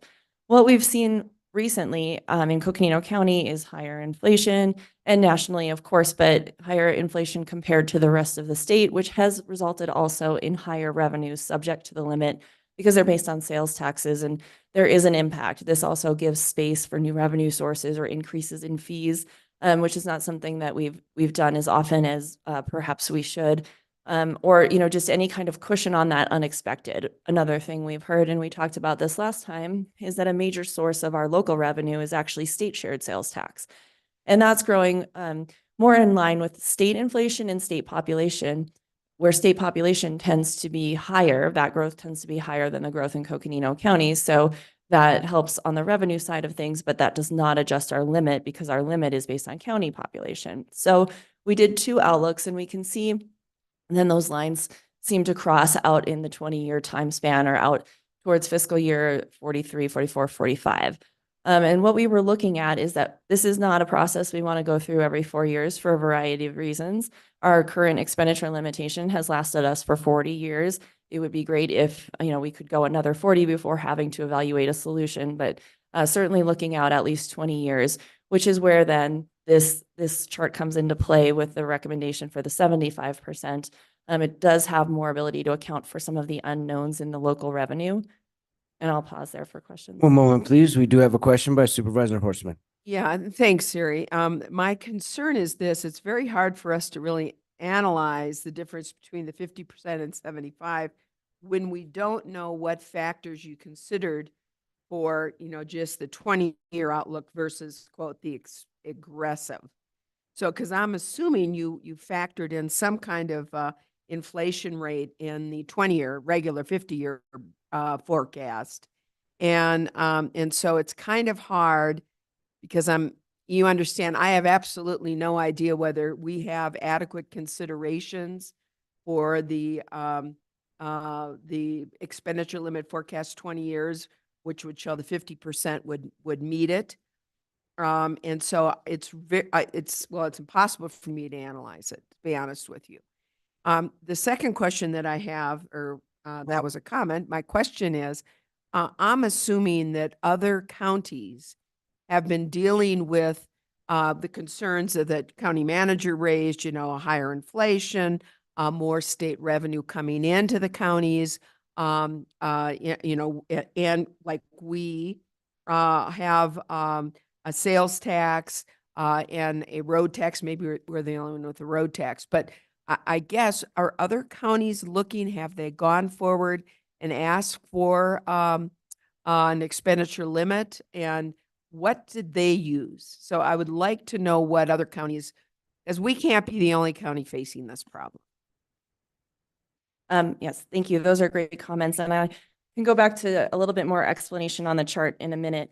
And I will try to find quite quickly, there are definitely other counties who have gone to the voters already and have adjusted their expenditure limitation. And so they have done increases in their base limit, very similar to what we're proposing. We can get you the information specifically on every county if it would help for follow-up rather than right now. It absolutely would. And quite frankly, what did they do, a 50% request, a 75%, 100%? So that would also be extremely helpful. And it would be helpful to break down what the change is between the 20-year outlook and the aggressive revenue outlook. And I can email you more details on that, just high level for the purpose of anyone, paying attention to the presentation. Generally in our first scenario, so the less aggressive, just the typical one, we're actually growing that blue line at the same rate that we're growing the expenditure limit base, meaning anticipated population and anticipated inflation. So those are just kind of tracking together. That does not take into consideration what we've tended to see in our real actual revenues, which is what has brought us above this limit along with those new revenue sources. So in this circumstance, we're actually growing the blue line at a percentage above. So it's essentially a percentage above what we're seeing at the other slide, to account for additional state shared revenue. Additional revenue in excess of inflation and CPI, something more in alignment with what we've seen trend-wise in our actual revenues. I would say in reality, if we were to take this and look backwards, our reality would fall in between the two graphs. And one more, third question, sorry. And that is, let's say, and we don't want to do this every 4 years, needless to say. It's painful enough to even think about doing it now. But let's say 10 years from now, if our 20-year projection wasn't correct, we could always go back out to the. That is correct. Yeah. So it's kind of thinking as well, what's going to be more palatable to our voters? This 50% increase sounds like a lot to me, to be honest with you. Thank you. Are there any other questions or comments? Yes, Vice Chair Begay. Thank you, Siri, for the presentation. I kind of was looking at these also and thinking, well, how was it determined? How was the determination of the outlook then as forecasting? And I see some of the figures here. And so you have a base limit from 10 million and to 17 million. So in using these graphs that's before us now, where is that 10 million? Does that start off with this fiscal year, or is it just something? Where is it at on these, if anything? Sure, that's a great question. So it's interesting because we're actually speaking, Supervisor Begay, in terms of 1979, 1980 dollars. So which is one of the reasons why I actually took the dollars off of the chart, because that adjustment would go all the way back to 1979, 1980 as a fiscal year. So what we actually see on this chart, you'll see that those dashed lines and those dotted lines don't begin until fiscal year 26. If we were to be successful in November, then the first year that our base limit would be adjusted would go back to 1979, 1980, and be applicable to county fiscal year 26. So that's why you see those starting there. But in terms of $1980, so a recommendation for 7.7 million of a base adjustment in $1980 is similar to, it would give us essentially 58.5 million of spending capacity in today's dollars. So what we end up, putting on the ballot, putting in a proposed resolution is actually a request to adjust $1980 by $7.7 million. But then as it runs through the formula of population and inflation, accumulating over time, it equates to that 58.5 million of spending authority. And Mr. Chair, if I can also add, the 58 million does not the purpose of the expenditure limit. It's for the county to have the authority to spend beyond the limit right now. And so each year when the board adopts the budget, it's based on the revenues that we have from both state shared, local sales tax, as well as property taxes. And that is limited, at least on the property tax side, to 2% plus growth. So there's already a limitation in place with regard to property taxes. So going through the budget process each year, the board then, of course, receives from us, the staff and the elected and the appointed offices, the needs of the organization. That goes through the budget process on an annual basis. Thank you. Yes, I have a question before yours. What about this aggressive revenue? Can you explain a little bit more about that? Because I can see how the graph is adjusted and I can see how we're expecting to have more revenue, but what does that mean that it's aggressive revenue? I mean, what are we actually doing that causes the chart to change from the 20-year outlook to the aggressive revenue outlook? Thank you, Supervisor. So really, our actual revenue falls somewhere in between the two models. So all we're doing is modeling kind of our lower and higher end ranges, if you will, of reality. We can't say year over year, nothing is ever going to follow, a distinct pattern. So it's very likely we have years that, are higher than this forecast and years that are lower than the forecast, depending on, which one we're looking at in terms of local revenue. So in speaking to any actions, we don't have any planned actions, as was noted, to increase taxes, for example, or to increase the revenue that we're collecting locally. But what we're collecting is 100% out of our control, with the limited exception of our $10 million of property tax, where we have the opportunity to increase that by 2% a year, which is a couple $100,000. Other than that, we're actually just allocated the funds that are due to us based on a tax rate. And that's wholly dependent then on spending authority that's subject to sales taxes statewide and countywide through the distribution. So where we're seeing where these numbers kind of exceed the more typical forecast or the lower end forecast that we're looking at have been recently when spending has really kicked up post-pandemic. But then if we were to look at this like during, early pandemic periods, our local revenue would have been much lower. We didn't do anything to affect that. We didn't change the rates at all. It was just a factor of spending authority. So in terms of what we're doing here is we're just modeling kind of a lower and a higher end scenario, knowing that in reality, we're likely to fall somewhere in between. And with some years falling closer to scenario 1 and other years falling closer to scenario 2.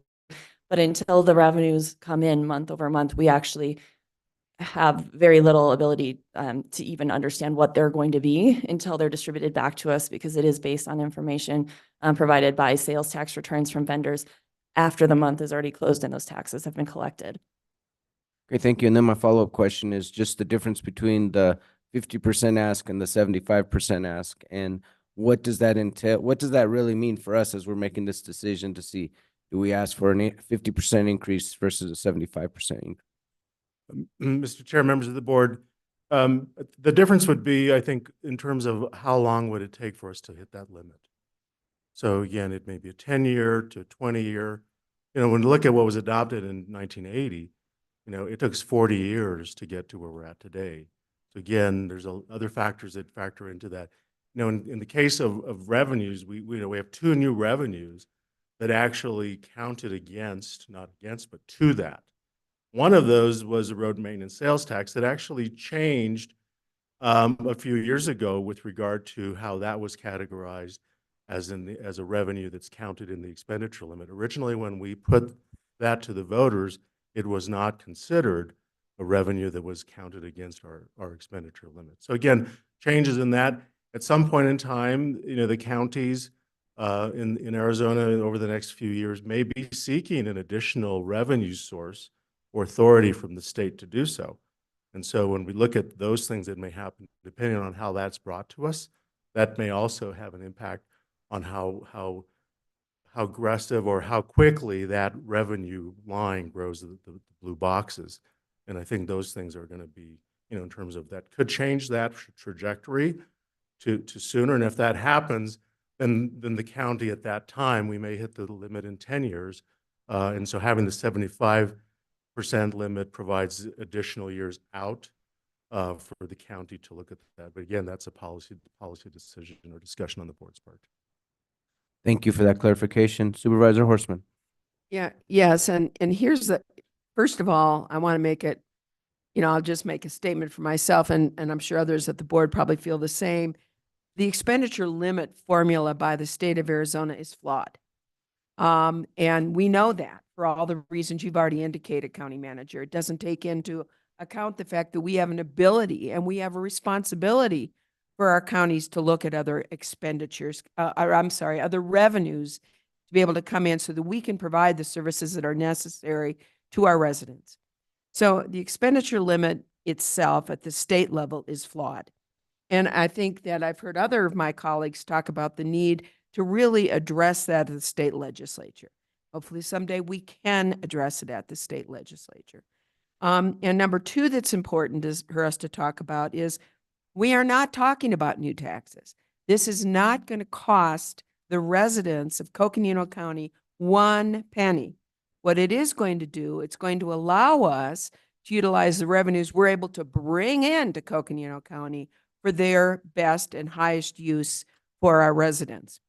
Having said that, there are people who believe that county government and local government should be limited in what we spend and how we spend, which is probably what was the original reason to come up with the expenditure limit formula back in the day.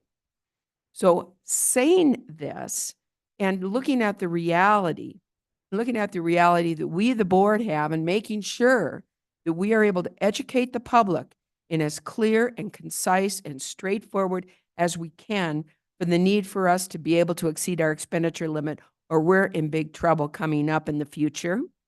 I think that when you're talking about a 50% change versus a 75% change, it may be one of those things hard to sell. And so I think those are things that we, the board, really need to take a look at, because we need to make sure the public understands what we're doing and why, and the consequences if this doesn't happen. So when we look at this, that's why I keep, and I know the chair followed up. What is the difference between the one that says 20-year outlook and the one that says aggressive? And I understand you're saying, well, we're somewhere in the middle, but I don't know why we're somewhere in the middle. I don't know what's being considered or not being considered, and maybe something that we don't even need to consider. But I also think we also need to look at long-term making some changes at the state level on the expenditure limit formula. We also would have another crack at this 10 years from now, if in fact we needed to. And so I think these are all things I would really like a breakdown of what really is the difference, number one. Number two, I want to see what other counties have done and how much they've asked for. And then, I think number three, we need to make, the board, a decision as to what's the clearest, best, simplest, most straightforward way to get this understood by our residents and get this passed. So those are my comments. Are there any other comments? Vice Chair Begay. Thank you, Chair. I also thought about the public hearings that we're going to have. I think we do have a lot of constituents within the whole Coconino County, and how do we get to every single one of them? I think just having a board meeting like this, not everybody is accessible to having internet services or whatever. They're going to be asking the board, they're going to be calling us and stuff like that. So I kind of feel with the same questions that Patrice and the same things that both my colleagues brought up, that's the same concern that I would have. So I just want to add on to that instead of, restating what they have already stated. Thank you. Thank you. And any other questions before I make another comment? Supervisor Hess. Yes, thank you. Being the new guy, I guess what I would like to see also is if we were to go back to 7980, what at that time did the board, were they aggressive in their standpoint, or did, you know what I mean? Like, does that make sense? Where we want to know how they came to their conclusion also, and how that played out through this timeline to now. Just learning from the past is what I'm confused. Mr. Chair, supervisors, again, back to what we as an organization can represent to you is that on the property tax side, the county has the lowest property tax rate in the state. And that is an indication of not only the board's current property tax policy, but years ago. So it gets to your point, Supervisor Hess, and having been with the organization for about as long as that goes back, to say that, the county has historically been conservative in their forecasting, conservative in expenditures, and then looking at what we do have are the years of budget history to show that as an organization, it's been a conservative growth model as well, evidenced by the fact that if you look at our employee count in terms of how most organizations are judged in terms of their growth by their FTE growth, we have probably several departments that have the same FTEs today than they had 10 and 20 years ago. At the same time, the cost of just operating the enterprise has increased. So if you look at what pay was back in 1980 to what it is, also the cost of technology, which was back then, the mainframe that was, the only thing in the building. So again, the cost of the enterprise and the functions have multiplied exponentially. So again, there are several items though that all will go into at whatever point we're able to proceed through the process of creating the decision package for you as the governing body to factor into the education discussion, because as Supervisor Begay points out, creating the message, the education program that goes with any type of a ballot discussion is very important in terms of, how does everyone understand it and differentiate the fact that this is not an increase in the cost of county to our residents, but it's the ability for the organization to invest in the tax revenue that's provided to us by the citizens for services in the community. So again, we'll provide this information to the board as part of the ongoing discussion related to teeing this up for a decision point. Thank you. My follow-up question or final question is, I'm looking at the graph and I see that on both graphs, according to this in FY23, we already exceeded our expenditure limit. Is that accurate? The way the blue boxes and the red line? Thank you, Chair. I know this can be really, we're talking about a whole lot of different things when we talk about the expenditure limitation. So it looks like that when you're looking at just revenue, but actually this is revenue we collected that's subject to the limit. We did not expend all of our revenue in a way that is subject to the limit. So there's a difference there. And one of the things we did, it's a reminder on the strategy, is debt is one of those ways in which you can still expend revenues and not have it be subject to the limit. And so, we have done multiple strategies as we've gone back through our audits and in our accounting treatment of things to be subject to the limit or not subject to limit, all within the guidelines and the rules and regulations for expenditure limit reporting, in order to remain compliant with that limit and only expend within our allowable limit. And we are not currently facing any kind of over expenditure or any kind of penalty or anything in that regard. We just, again, what we collect in terms of local revenue is is by and large out of our control, based on, it's just based on the rates we set. So we collected more revenue, but we did not exceed it in the spending side of things. Well, thank you for that clarification. And as we move forward explaining to the public, if you could please include that in your discussion, because right now, if I'm a public person from the public and I'm kind of paying attention, kind of understanding, I look at that, it says we have exceeded our expenditure limit in the revenues that we bring in. So And we please did- include that in the discussion. And we did not, for the record. Yes, thank you. And I appreciate that. But again, like I'm saying, please Mhm. keep that part of the conversation as you're explaining it Sure. to the public.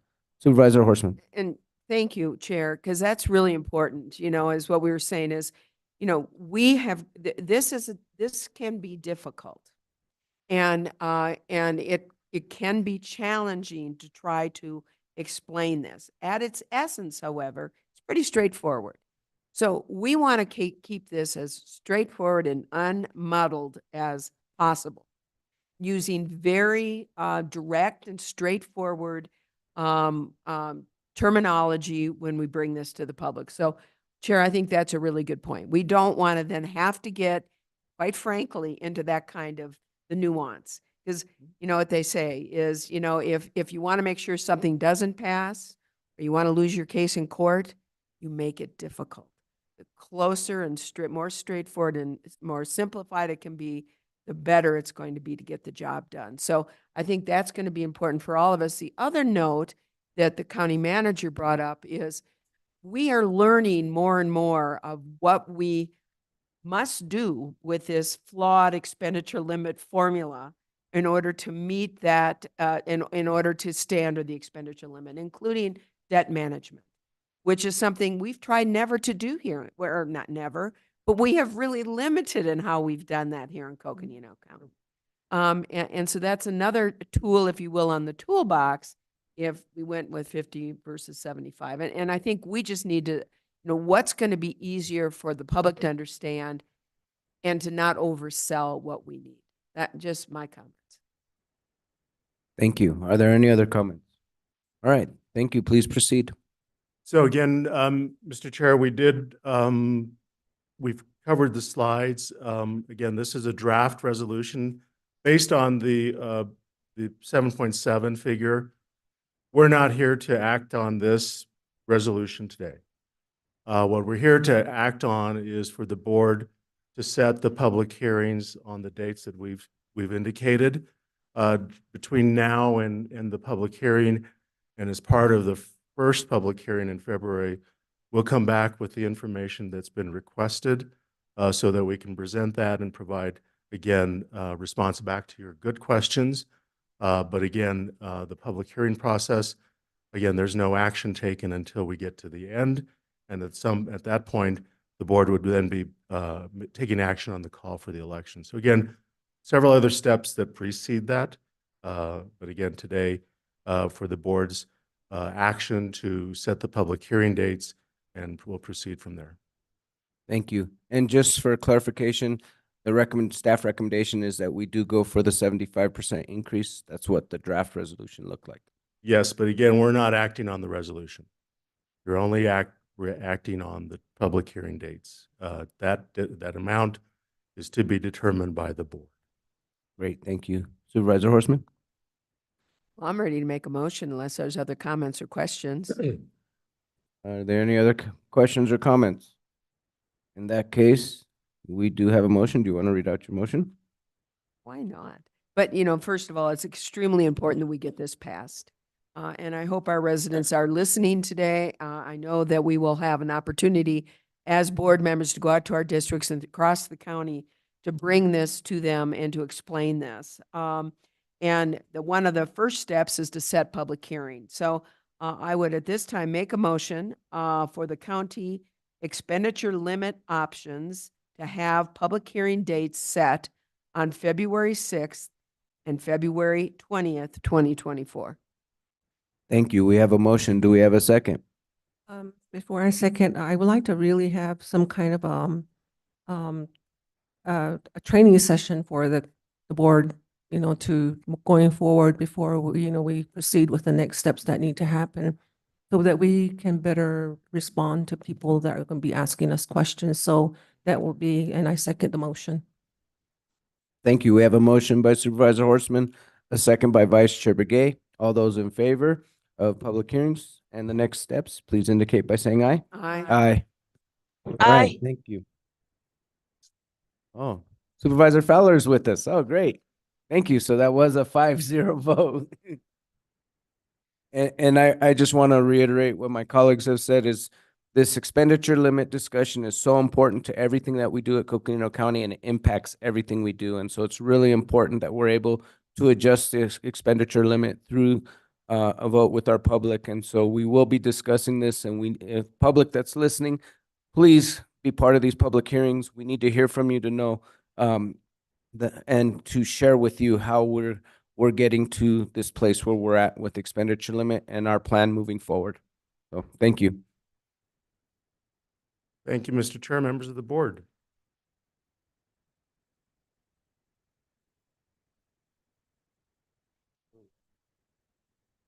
Okay, so now it's time to go into the Flood Control District Board of Directors. May I have a motion to resolve as the Flood Control District Board of Directors?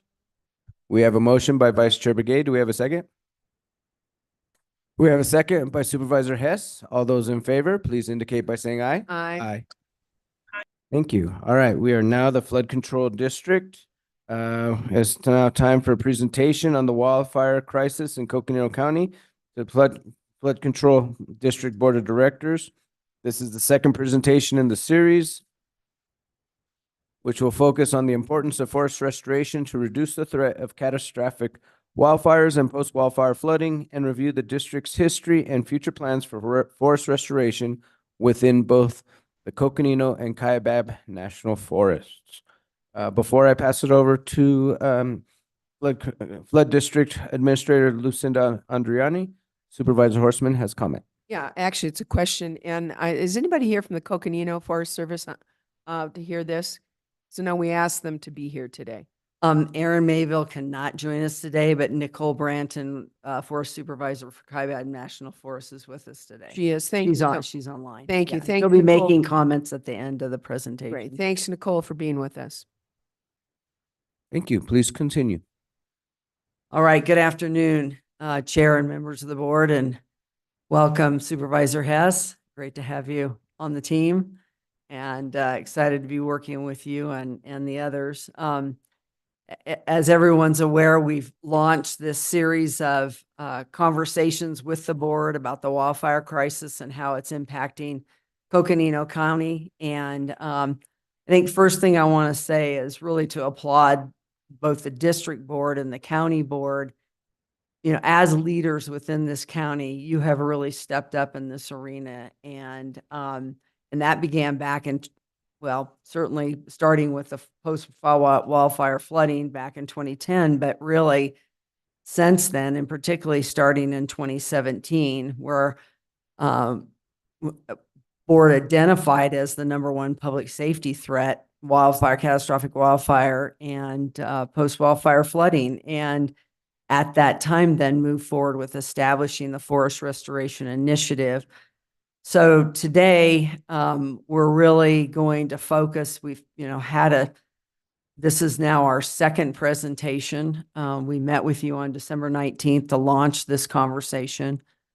And we're now going to be moving into today a pretty deep dive into forest restoration specifically, what it is, what's the history relative to our involvement, why is it so important, why is it critical, not only here, but frankly across the West and other parts of the nation as well. And so I'll be turning the microphone over to our Forest Restoration Director, Jay Smith, and he'll introduce, we have a number of guests that are with us today, one of which Dr. Andrew Sanchez-Mater will be presenting today. And then, as I indicated, we have Forest Supervisor of the Kaibab National Forest, Nicole Branton, is with us. She's going to make some comments at the end.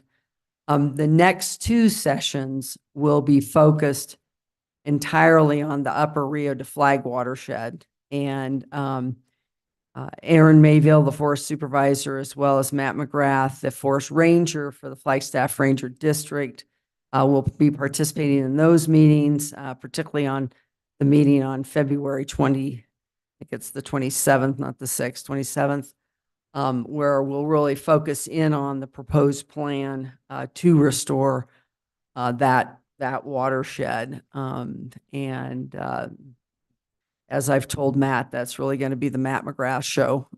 So I think through our previous presentations, you can see there's been a number of topics that we've covered, but really what's in the forefront here is this is a critical public safety threat within our county. There we go. All right, so I'm going to go ahead and turn it over to Jay. And we'll move through the presentations, and then certainly at the end, you'll have an opportunity to ask questions and comments. But as we go forward, if you have questions as well, obviously, certainly interrupt and ask questions. So we want to make sure you're tracking with the information. And if there's things that aren't making sense, then let's make sure we're clear as we move forward. So thank you.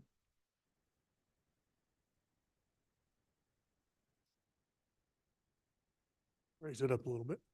Thank you, Lucinda. Thank you, Chair Vasquez and members of the Board of Directors. So as she mentioned, I wanted to introduce a few people that we have here today. We have Dr. Andrew Sanchez-Mador, Director of Ecological Restoration Institute at NAU. We have Melanie Colavito, who is the Director of Policy and Communications at Ecological Restoration Institute, and Joel Jurgens, who's the Forestry Program Manager, Director at the Nature Conservancy here in Northern Arizona, who's now our newest partner with the Bill Williams Mountain project that we'll be talking about. So we'll end in Nicole Branton, who's online with us virtually. So today we're going to review forest restoration and take a pretty deep dive into what is this role? Why are we doing all this? Why are we talking about this? So as a quick review, since 2010, we've had some major wildfires in our county, 9 to be exact, equaling about 255,344 acres. What I want to take from this, and there's the map here kind of shows you those locations of where those fires were at in general locations, but not every acre that we burn, even in wildfire, isn't bad. There are some acres that burn that are doing good things. So not everything is bad. However, there are some things that impact our communities and our public. We had, through these fires, about 22,000 people that were given evacuation orders. We've had 130 buildings destroyed. A lot of people having to move pets around, livestock around during these evacuations. And still currently, excuse me, have a lot of properties at risk for post-wildfire flooding. So there's threat. I just don't want us to think that every fire is a bad fire, that we have to completely stop fires, because that's been part of the issue with getting us where we're at now. So, you know, I don't want to get that thought in our heads, because I will sound like I'm being contradictory if we have that thought in our heads. So other impacts that we've had are economic impacts. We know through the pipeline fire that we're at $100 million in governmental post-wildfire flood response. And so there's huge amounts of dollars that we're having to spend. Coconino County alone has had to spend, and the flood control district has had to spend millions of dollars in response. And we'll talk about that later.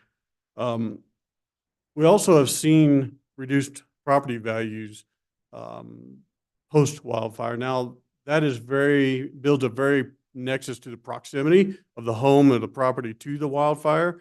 So the further away from the wildfire, the less impact that is. And those tend to be short-term impacts, not long-term. But boy, if you were getting ready to sell your house in a year or so and you had a wildfire and you lost, you know, several percentages of value, that is an impact.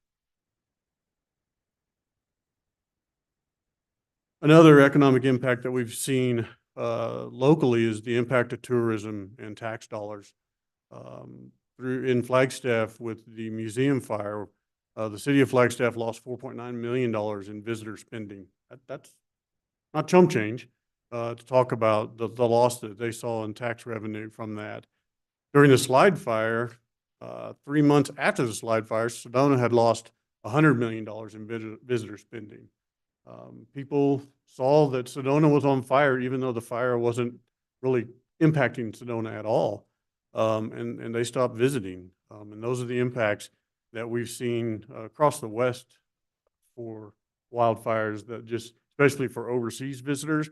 When we talk about the Grand Canyon, people are building, their trips for the next year, and they see that Williams or somebody is on fire near the Grand Canyon, they will cancel that trip. Also under economic impacts, we saw this in the pipeline and tunnel fires and haywire fires, the disruption to transportation and commerce.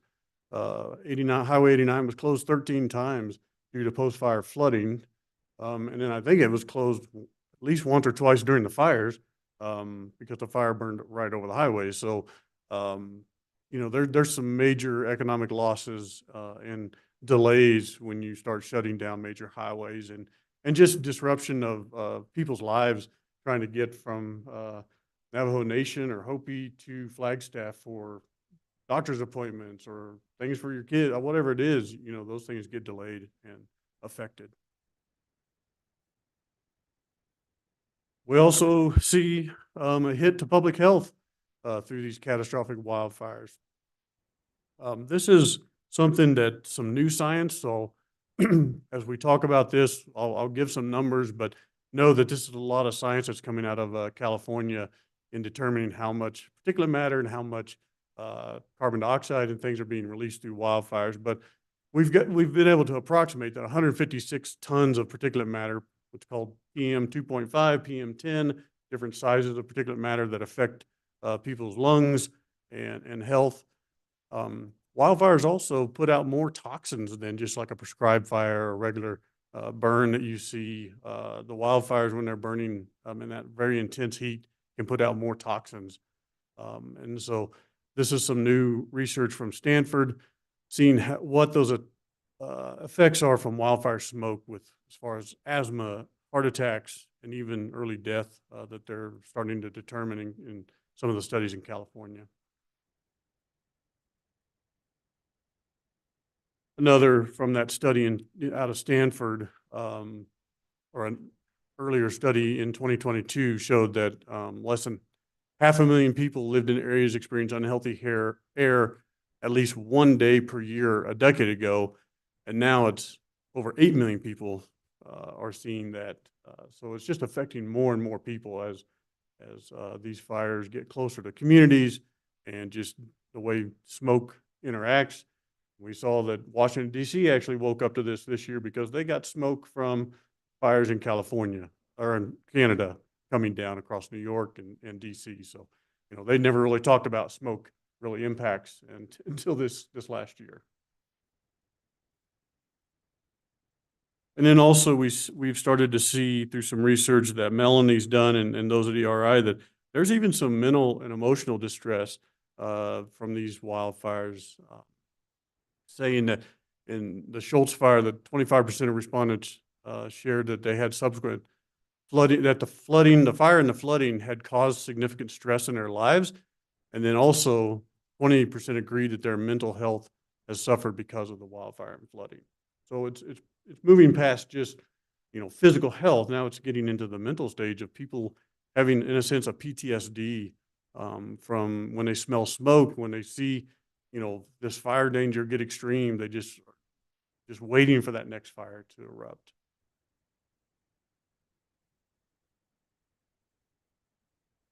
And then we move into the environmental degradation. In the Schultz fire, we lost 1,050 acres of Mexican spotted owl habitat. We continue to lose Mexican spotted owl habitat in these fires, especially in the wilderness and the steep slope areas where they like to nest. So that's a major impact to a species that's threatened and endangered. So we see this, and we also see that when they burn at this high extreme fire, this temperature, it is so difficult to get regeneration, especially in ponderosa pine. It dries out the site so much, the soils get cooked, that you're looking at decades, if not millenniums, before you start to see a forest come back like we've seen before. Now it's going to naturally regenerate, but it's just going to take much more time.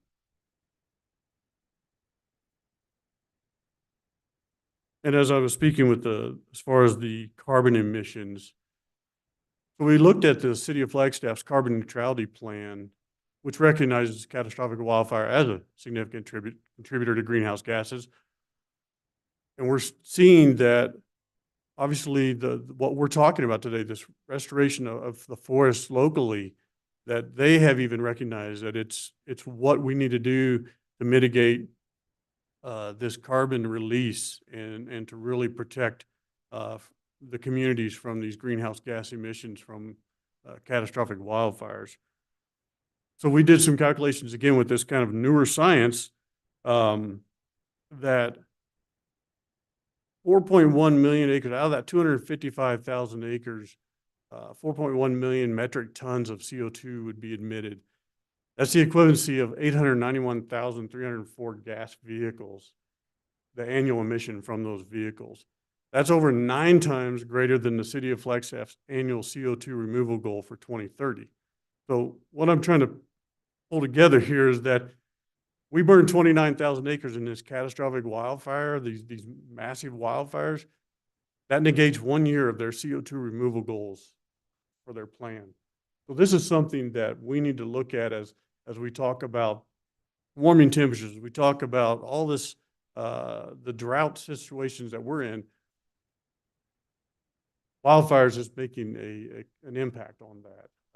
And we, you know, as I'll show here in a second, oh, I didn't put it on another slide, it's on this slide that I want to talk about. They've also looked at prescribed fire, because you're thinking, well, what are you're going to tell me that you want to do prescribed fire eventually. Well, are you not putting carbon into the air? Yes, but at such a lower rate. It's actually, wildfire is 31 times greater emissions than prescribed fire. 31 times. That's huge compared to, you know, if you're just doing a beneficial fire, prescribed fire versus a wildfire. So there are major differences in the types of fire and the types of emissions, or the amount of emissions. And I think lastly, what we're looking at as far as some of the impacts is the cultural impacts from the San Francisco peaks. And I'm not going to try to pronounce these because I will mess them up for sure. But we all know that the San Francisco peaks are a sacred mountain to 13 federally recognized tribes and nations. So, you know, there's plants, there's medicinal things happening, there's cultural things happening on the mountain that get affected and can be destroyed through these massive catastrophic wildfires. And so we need to keep that in mind as we talk about the management practices and what we're doing, not only for what we're doing, but also what we're trying to prevent from those massive wildfire burning the rest of the peaks up that we all know and love so much.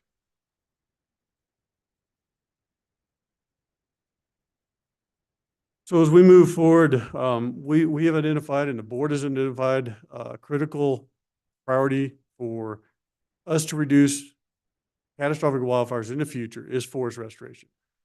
That is the tool that can be used. That is the most effective tool we feel that can be used. And this is a quote from during the slide fire, that the effectiveness of restoration was seen. And I'm going to talk about that because I was running a logging operation that was doing a job off the 535 road where they stopped the slide fire coming in to keep from coming into Pump House Wash. And so I'll give you kind of my firsthand account of watching that fire come up and hit that restoration activity that we were doing. You know, as we move into this, I always like to say, well, if there's only something we could do about this problem, well, there is. It's called forest restoration. You know, that may not be the only answer, but we do have something that we can do. So let's discuss this. What is forest restoration? Thank you to Andrew for giving me this definition from the Society for Ecological Restoration. Forest restoration is the process of assisting the recovery of an ecosystem that has been degraded, damaged, or destroyed. That's what we're doing. Now, in Coconino County, forest restoration looks like mechanical thinning.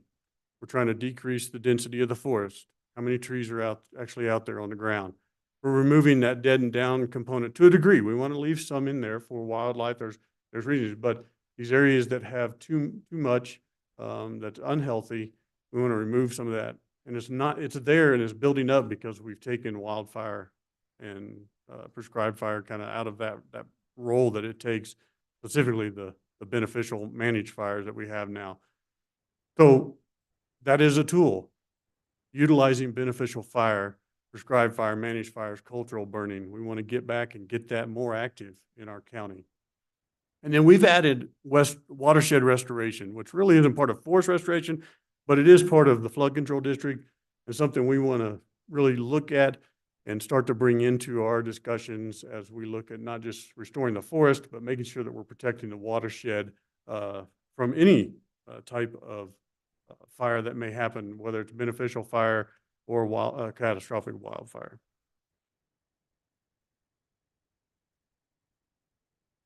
So here you see a picture. This is Bill Williams Mountain.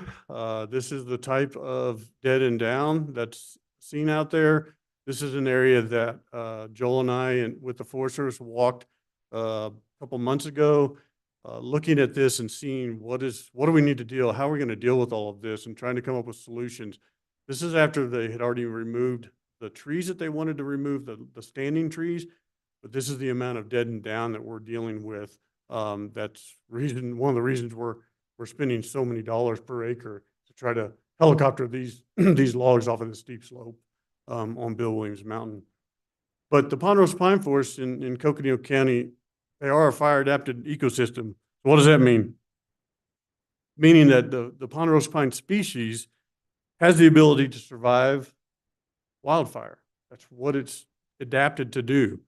And the actual historical occurrence of wildfire in our area is every 2 to 15 years. So monsoons would come through, dry lightning first. Every 2 to 15 years, a wildfire would come, but it'd be what we'd call cool burning wildfire. It's burning through grasses in between the clumps of trees. Now we have solid trees with way too high, abnormal high density of stems per acre, and the fire gets into the crown and just burns everything and cooks at a much higher temperature as it goes through. How did we get here? Well, in 1935, the Forest Service instituted the policy of total fire suppression. And that's one of the reasons we're in the situation we are right now. They put out every fire by 10 a.m. the next day. That was the goal. And by doing so, they allowed for some of the largest seed crops from these trees to embellish and grow into these thickets of what we call dog hair thickets in areas where you have 1 to 2 inch diameter trees at 2,000 plus trees per acre, when we're used to having 7 to 50 trees per acre, and it just has taken it completely out of whack in the ecosystem. And then we came up with this little formula here that a degraded fire adapted ecosystem plus an uncharacteristic dense forest and high fuel loads plus drought plus total fire suppression, what equals it? A forest prone to catastrophic wildfire, which is exactly what we have on many acres, not every acre.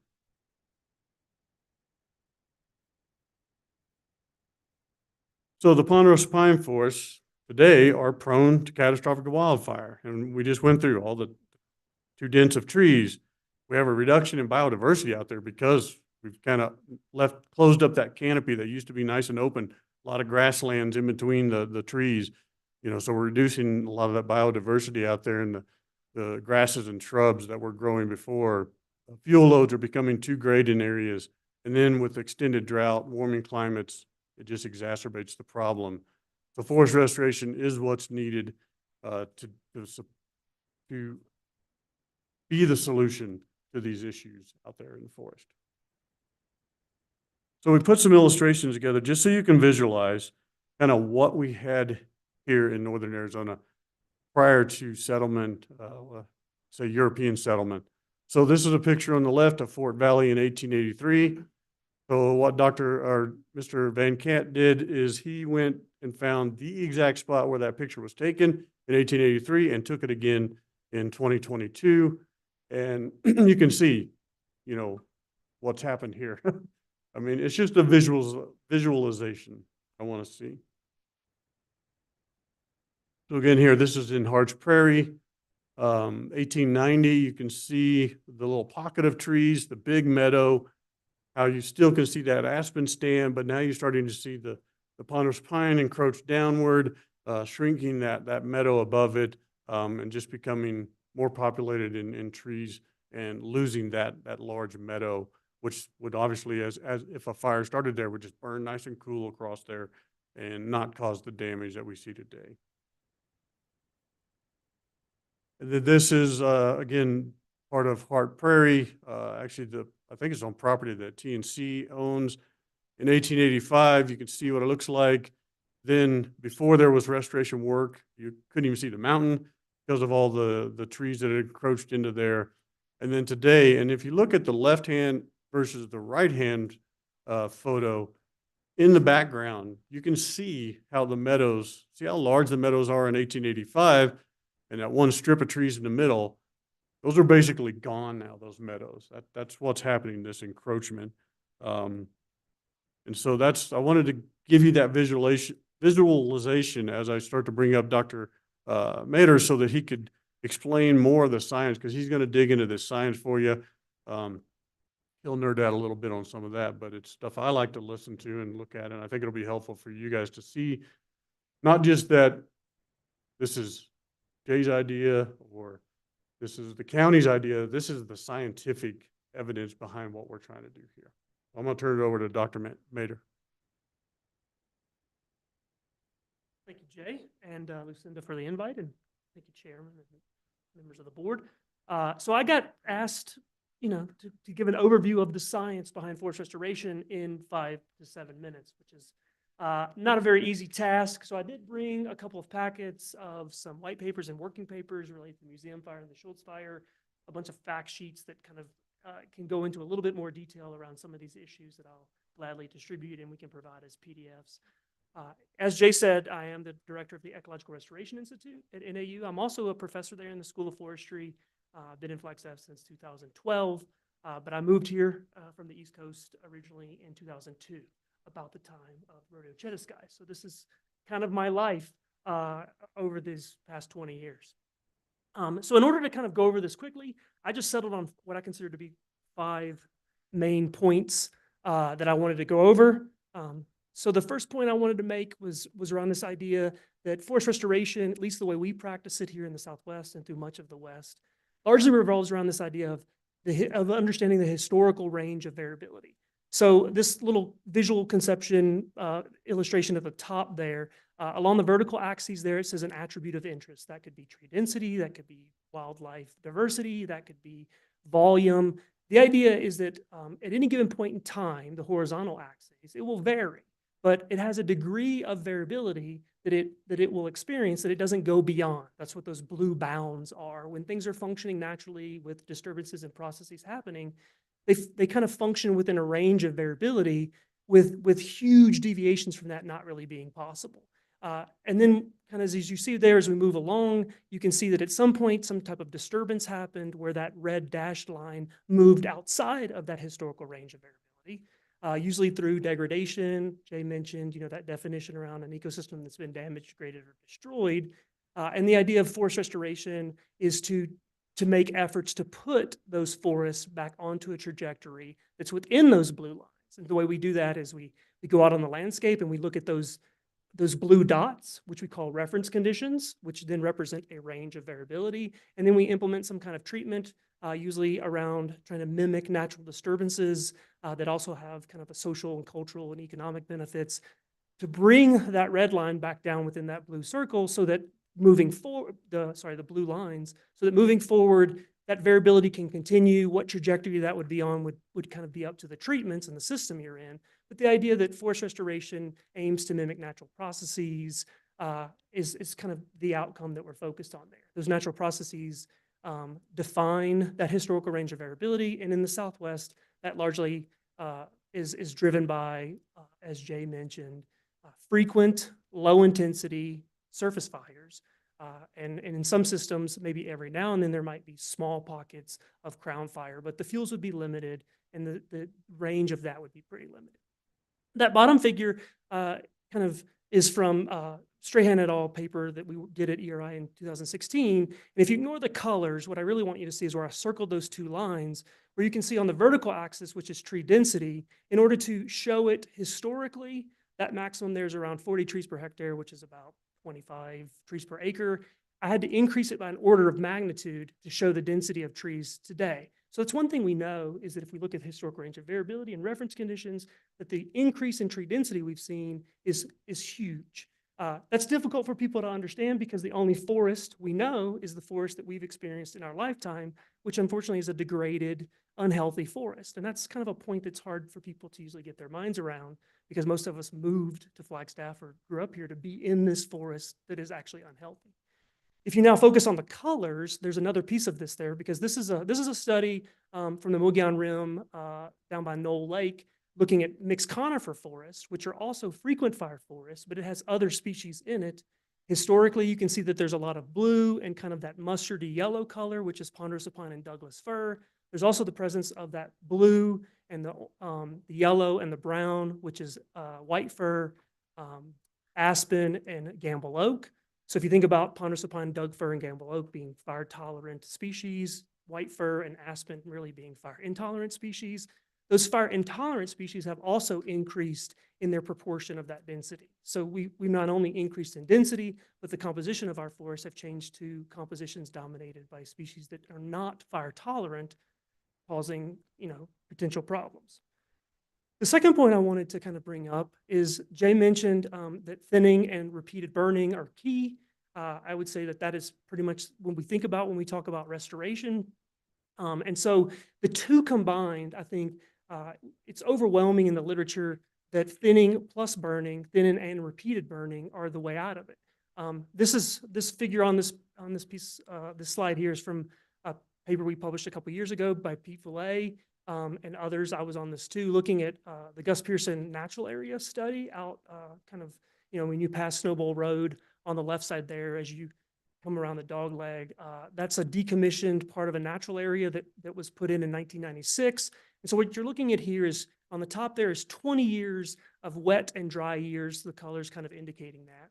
I've denoted on there in red where there's been prescribed fires and brown. And then what you look at the two figures below that, those are the basal area increments for a control or no treated area in ponderosa pine, a full treatment, which is thinning and burning, and a partial treatment, which is thinning only. And that's the basal area increment, or the amount of basal area, the circumference area that a tree is putting on each year. And what you'll notice is there's a couple really big dips in there. And those are massive drought years, the drought year of 2002, where you can see that all trees slowed down in their growth. And then what you might notice is on the bottom when they're in younger trees that are in the control, that are really dense, they're growing really slow. They don't really recover following these high drought years. They don't seem to be, they don't really recover following prescribed fire or thinning activities. Whereas if we thin and burn, or if we thin only, we do see kind of a response there. We also see increased growth, all of this kind of representing an increase in resilience from thinning, but also an increase in resilience from thinning followed by repeated burning or the reintroduction of the natural fire regime. With thinning and burning, we also get other advantages like increased biodiversity, increased wildlife habitat, increased snow and rainfall making it to the surface. There's a variety of those, but it's pretty well known that thinning plus repeated burning as a forest restoration technique gives us the best bang for our buck. The next point I wanted to make, kind of counter to that, is that thinning and burning alone are actually really challenging. Neither one of them really are as good as the two combined. On the left side there is just a figure from and a quote from Sackett and Haas from 1998, so we've known this for quite a while, is that degraded forests, when we come back and reintroduce fire as the only treatment, We can reduce tree density, but unfortunately, a lot of times we see large amounts of tree mortality. And a lot of that tree mortality tends to occur in bigger trees that have higher degrees of surface fuels that have accumulated under them. Unfortunately, those trees are often our older trees or our old growth trees on the landscape. And what Sackett has found is when they came in with repeated burning, they lost as much as 40% of the old growth in these forests. This is actually out at Chimney Springs. And so, this study was done in the late 90s. I would say by the early 2000s, it was kind of considered that just reintroducing fire without some kind of thinning treatment didn't achieve the objectives that people wanted.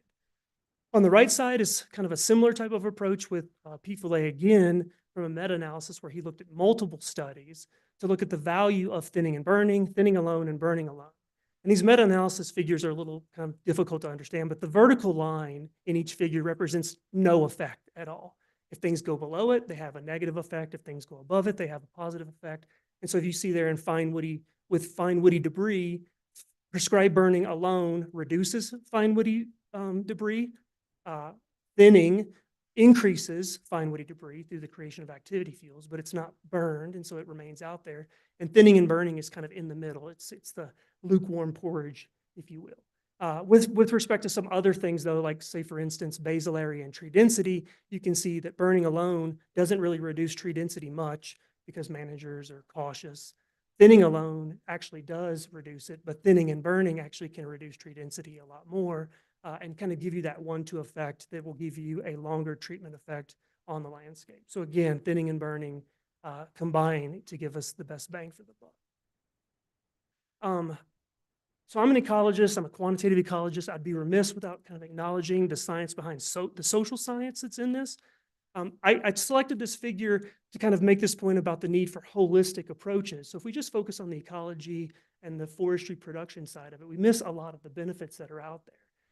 This study that came from C4, the Center for International Forestry Research, I thought was interesting because it compares the CFLRP kind of objectives and outcome, the Collaborative Forest Restoration Program that, say, FORFRI was a part of, and kind of this approach that the Forest Service has taken in the U.S. for doing forest restoration to C4's International Adaptive Collaborative Management Program, which is an entirely different approach to forest restoration. And what they found were a variety of similarities that are needed in order to achieve extensive and successful forest management. On the left side of that table, you can see that they identified that both approaches advocated for collaboration, needed a good understanding of future scenarios and what impact they would have. But they also included that monitoring and kind of social learning from it is an important piece. We don't have all the answers. And so if we don't incorporate that into it, we run the risk of making large mistakes. We have to be flexible and adaptive, again, because we don't know all the answers, but we also don't know the future. And then I like this last piece, and this is primarily why I included it, is because they both recognize that some degree of trust between multiple parties, stakeholders, managers, the public has to be present.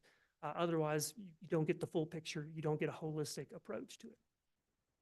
So my last kind of highlight here, which I say for the end is the most difficult for me to explain, but I think it's probably the most important, is that even if we do forest restoration, it took us a long time to get here. It's going to take us quite a while to get out of this problem.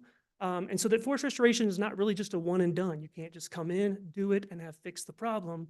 On the left side there is a study from ERI that Started It All produced, where we looked at multiple sites across the Southwest, again in a meta-analysis approach, because when you look at a meta-analysis and multiple studies, it gives you the most inference with the kind of the most takeaway.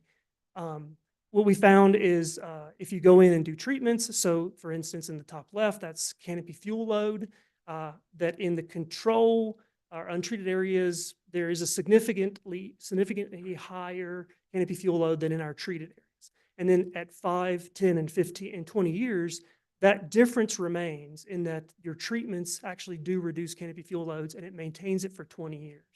But then if you jump down to the next one below that, that's canopy base height, or the height the canopy of the tree is from the ground. When we initially treated at these sites, the untreated area and the treated area had differences. The canopy base height in the treated area was increased, meaning that the branches were higher up because we thinned trees. But by 15 years, they get closer together. By 20 years, they got closer together. The idea that, sprouting species like oak, fast-growing species like pine and other conifers quickly create those ladder fuels, meaning that if you just come in and thin and you don't have repeated burning, you will quickly lose that treatment effect. On the right side is a study from Huffman et al., again, a meta-analysis looking at managed fire, or fires that are naturally occurring fires that are being managed for resource benefit, and what effect they have. The idea that maybe if we can manage fires, either a single entry or multi-entry fire, we can get our objectives that we want. And so those gray bars up there represent those reference conditions or maybe a restoration objective. And then on the left side, the open circle is a single entry fire. The right side is multiple entry fires. And just the takeaway here is you notice that most of those dots are outside of the range of variability or the reference conditions that we want, meaning that if we just come back in with fire, if we come back in with multiple fires, we can move things towards the direction we want them to be. But again, managers are cautious, conditions are limiting, and we don't always get to where we want to be, meaning, underscoring the idea that the science says that restoration is not a one and done. We have to continue to work at it. So those were the 5 things that I kind of just wanted to touch on. I'm gonna turn it back. Any questions for Andrew while he's? Yeah, he'll be here for the question section, so.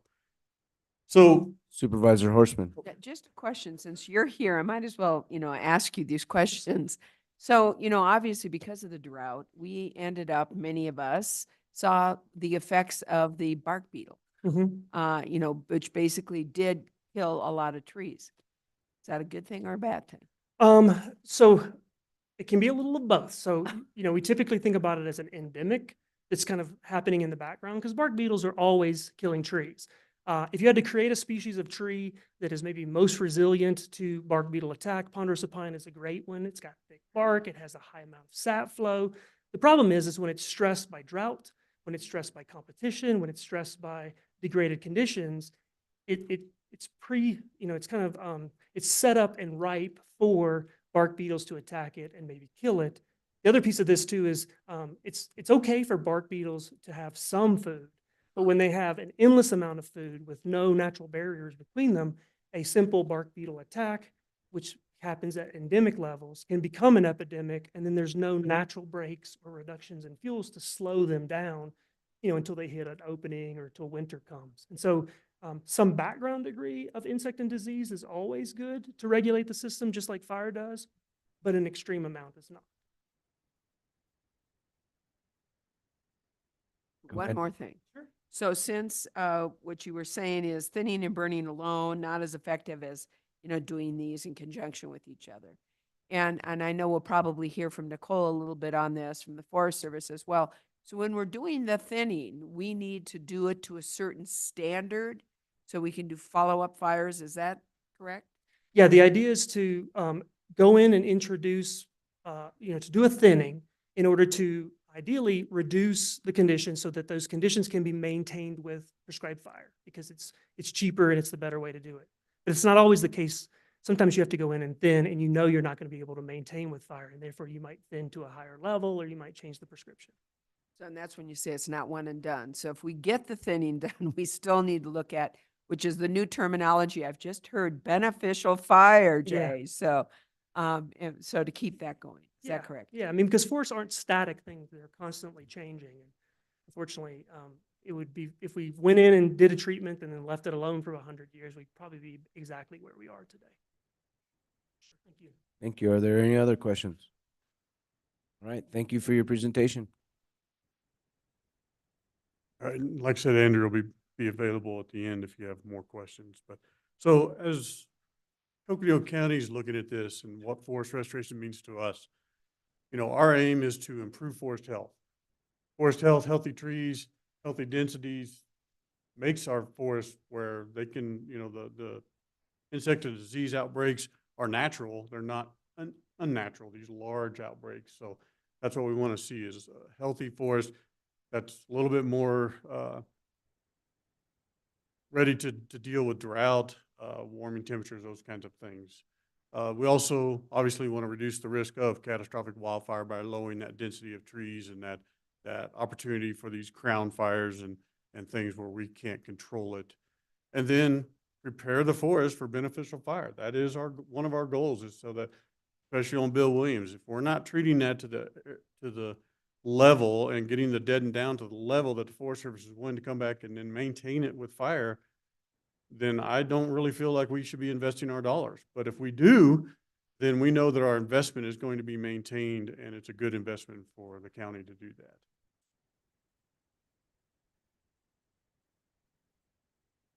Now, the other goals, obviously, then coming from that is to reduce this risk from post-wildfire flooding that we've been dealing with, to get out of this cycle of catastrophic fire and post-wildfire flooding that we're kind of stuck in right now. That's one of our secondary goals from doing forest restoration. And then also to improve the watershed functions and water supplies in the county, and to protect our communities, local economies from catastrophic wildfire. Another goal that's, not top of the list, but it's one of the more important goals is the development of business and industries, because without the development of these industries, we're never going to get to where we want to be. We've seen that. That's why Forefry has struggled for the last 10 years, 12 years, is that they did not have industry built up ready to consume the products coming off the forest. And so it's kind of been way behind schedule. We should have treated 300,000 acres in 10 years, and we treated about 12% of that because of the lack of industry. So one of the things that's happening is NAU and ERI is partnering with Coconino Community College, with Northland Pioneer College and Yavapai Community College, along with the county, for this forest operations training program, where we can actually start training individuals to run the equipment, to work on the equipment mechanically, to get their CDL driver's license, which can also benefit the county with finding plow drivers that have to have CDLs. So, there's all sorts of benefits through this forest operations training program. So we're hoping that we can get this off the ground, waiting still for some funding from federal government to get this program off the ground. But we've got the work done, the programs are ready. Now we just need the funding to get it kicked off. So we're hopeful that that happens. This next slide shows you kind of the economic impacts that we've seen so far. From the Schultz fire, there was approximately $100 million economic impact. What some of the research has shown is that for $15 million, we could have treated the forest where the Schultz fire started, which was slated to be treated, and nobody bid on it in 2009. And so it went untreated. Then the fire happened, and we had the Schultz fire and all the ramifications from it. If we had spent $15 million, that's the highest level that we thought it would have cost to have treated those acres. Look what we would have saved ourselves. And then when we compare that to the Bill Williams Mountain, where we're expecting to treat or spend 35, not we as in the county, but collaboratively with all the partners, $35 million to treat Bill Williams Mountain. And our EPI study showed upwards of $694 million. I'm just kind of showing that there's a wide range and a high return on investment with forest restoration when it comes to economic impacts. And next talk on February 6th, we'll show you then what the difference is between forest restoration treatment and the EPI study from the Upper Rio watershed.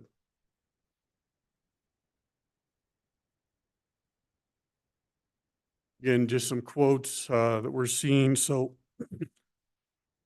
Coconino County and the flood control district is to spend approximately $6 to $7 million per fire in the immediate response that we've had to do over Museum and Schultz pipeline fire, tunnel fire. We're spending about $6 to $7 million. When you add in the long-term mitigation, flood control district alone has spent anywhere from $60 to $70 million since 2010. And we've estimated about $35 million just in the pipeline fire alone is how much we're spending as a flood control district. We all know this is not sustainable. We can't keep doing this. That doesn't even include the cost of staff time, getting those grants ready, all the stuff we have to do is not included in those dollars. Now, we're going to get some of that back through reimbursements and things, but none of that is guaranteed, the reimbursements. So, you know, we have to front all of those dollars as a county and or a flood control district. So very large impact on our own budgets with the county. So what are the challenges to conducting all this forest restoration in Coconino County? Well, one is getting the interest of the industry. It's difficult to get industry here. We've noticed this for 15 years now or so because we have low quality. We're not cutting the big trees anymore that have the value. We're cutting on average 12-inch diameter trees or less to get us to that density that we want. And those have very little value. And that's where we're struggling, is trying to get, how do we incentivize, how do we subsidize, whatever, you know, industries don't like to be subsidized. And so we have not been able to bring those industries in. So we're doing things as a county like this bioeconomy development opportunity zone rating that should be done within this month. And so we should have that out, and we will start putting that out to industry, especially for biomass industry, to try to get help us with the biomass bottleneck that we'll talk about. So we're doing things that way. I'll put my plug in for the economic development manager position, that those positions help me go out and find these industries and talk to these industries and know how to, in a sense, sell us for trying to bring industry into Coconino County to help us with this issue of needing the capacity to do forest restoration work. And then the biomass bottleneck, kind of a term we've had around now since probably 2010, talking about how much biomass is coming off of the forest. On average, we get about 25 to 30 tons of biomass, green biomass, from a thinning operation per acre. So, you know, when we talk about wanting to thin 10, 15, 20,000 acres a year across the county, that's huge amounts of biomass that we're trying to get rid of. Otherwise, it's going to get piled up and burned, and then we got to deal with the smoke impacts. So we're trying to find those ways to, how do we get this industry in here that can take care of this biomass for us.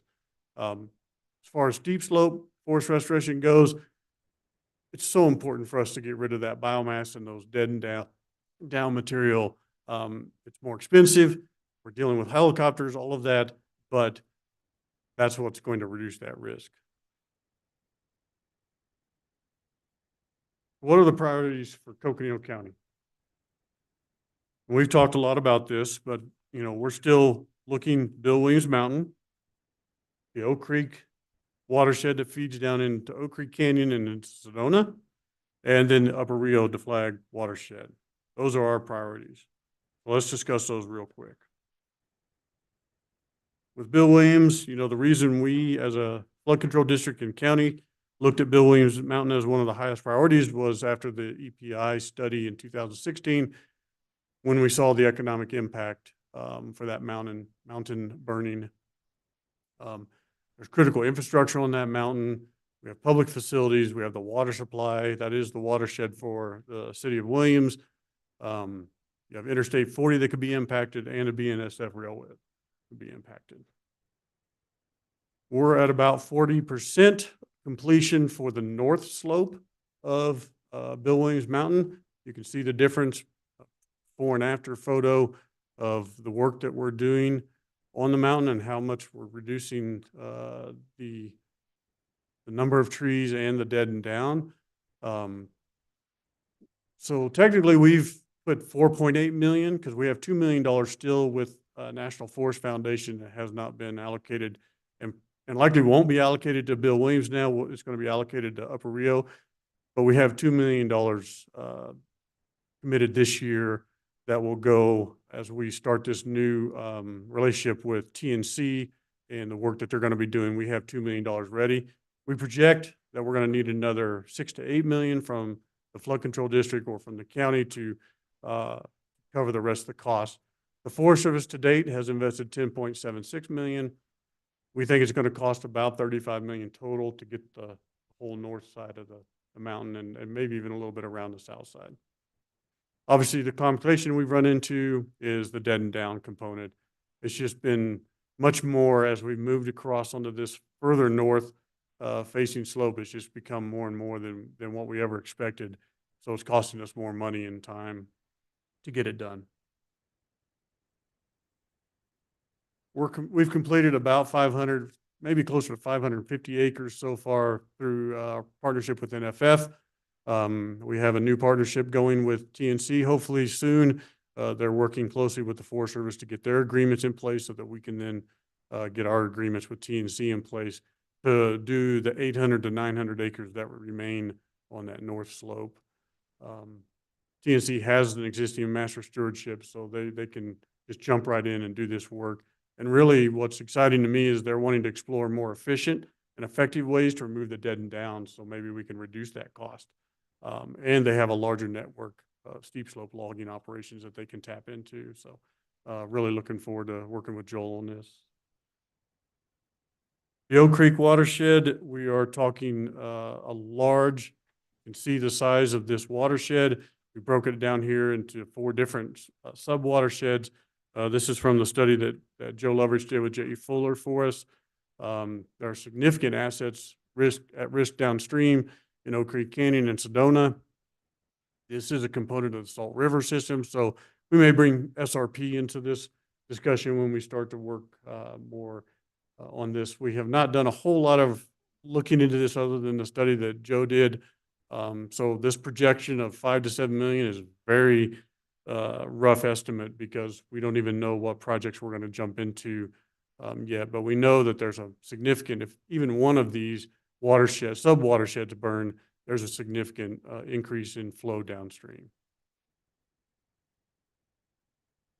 And then the Upper Rio deflag watershed that we have kind of deemed as our next highest priority, that we want to get Bill Williams completed, but we are shifting kind of our focus to the Upper Rio deflag watershed. We're going to talk a lot more about that next time on February 6th, but it's a 21,000 acre high risk watershed.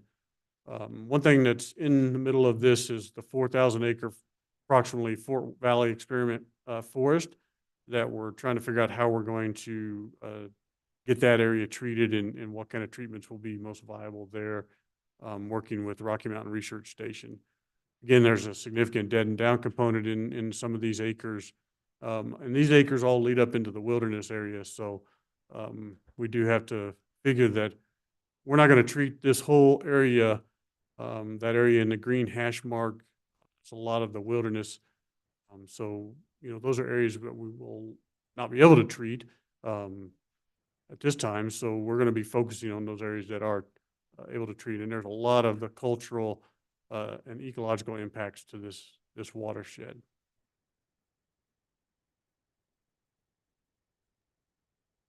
So J.E. Fuller, again, they did a study for us to look at the watershed, not only the fire response and what the fire looks like through this watershed, but then the post-fire flooding. And so we're going to look at that next meeting in February 6th, as well as we're going to have the NAU Economic Policy Institute here to talk about the economic impacts to post-fire flooding and the extent of the flooding and then the dollars associated with that. We'll be talking about that. So let's end on some success stories here. We've had a lot of, seems like bad news, but I want to talk about some of the success stories. This is a quote from Rick Miller, who was one of the fire ops during the slide fire on May 22nd of the day 3 of the slide fire. The winds, so I was logging out there. I was right off the 535. We had to move all of our equipment in the middle of the night. We get called to get all your equipment out of there. And so we had to spend all night moving the equipment. And 3 days later, they had 300 to 500 spots. Now, spots are when embers blow across the line, which on that case was the 535 road. So you're talking of, 16, 18-foot wide road, and embers are blowing across the road because of these high winds.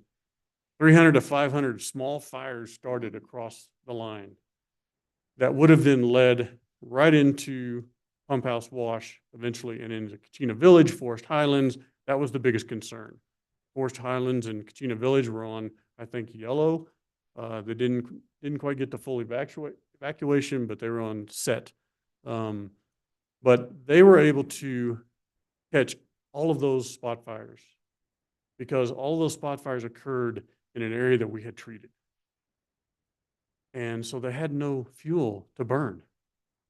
It was the perfect example of what forest restoration can do in areas, especially up when you get up onto this, because it came up off the rim or out of the canyon onto the rim, and this treatments were up on the rim.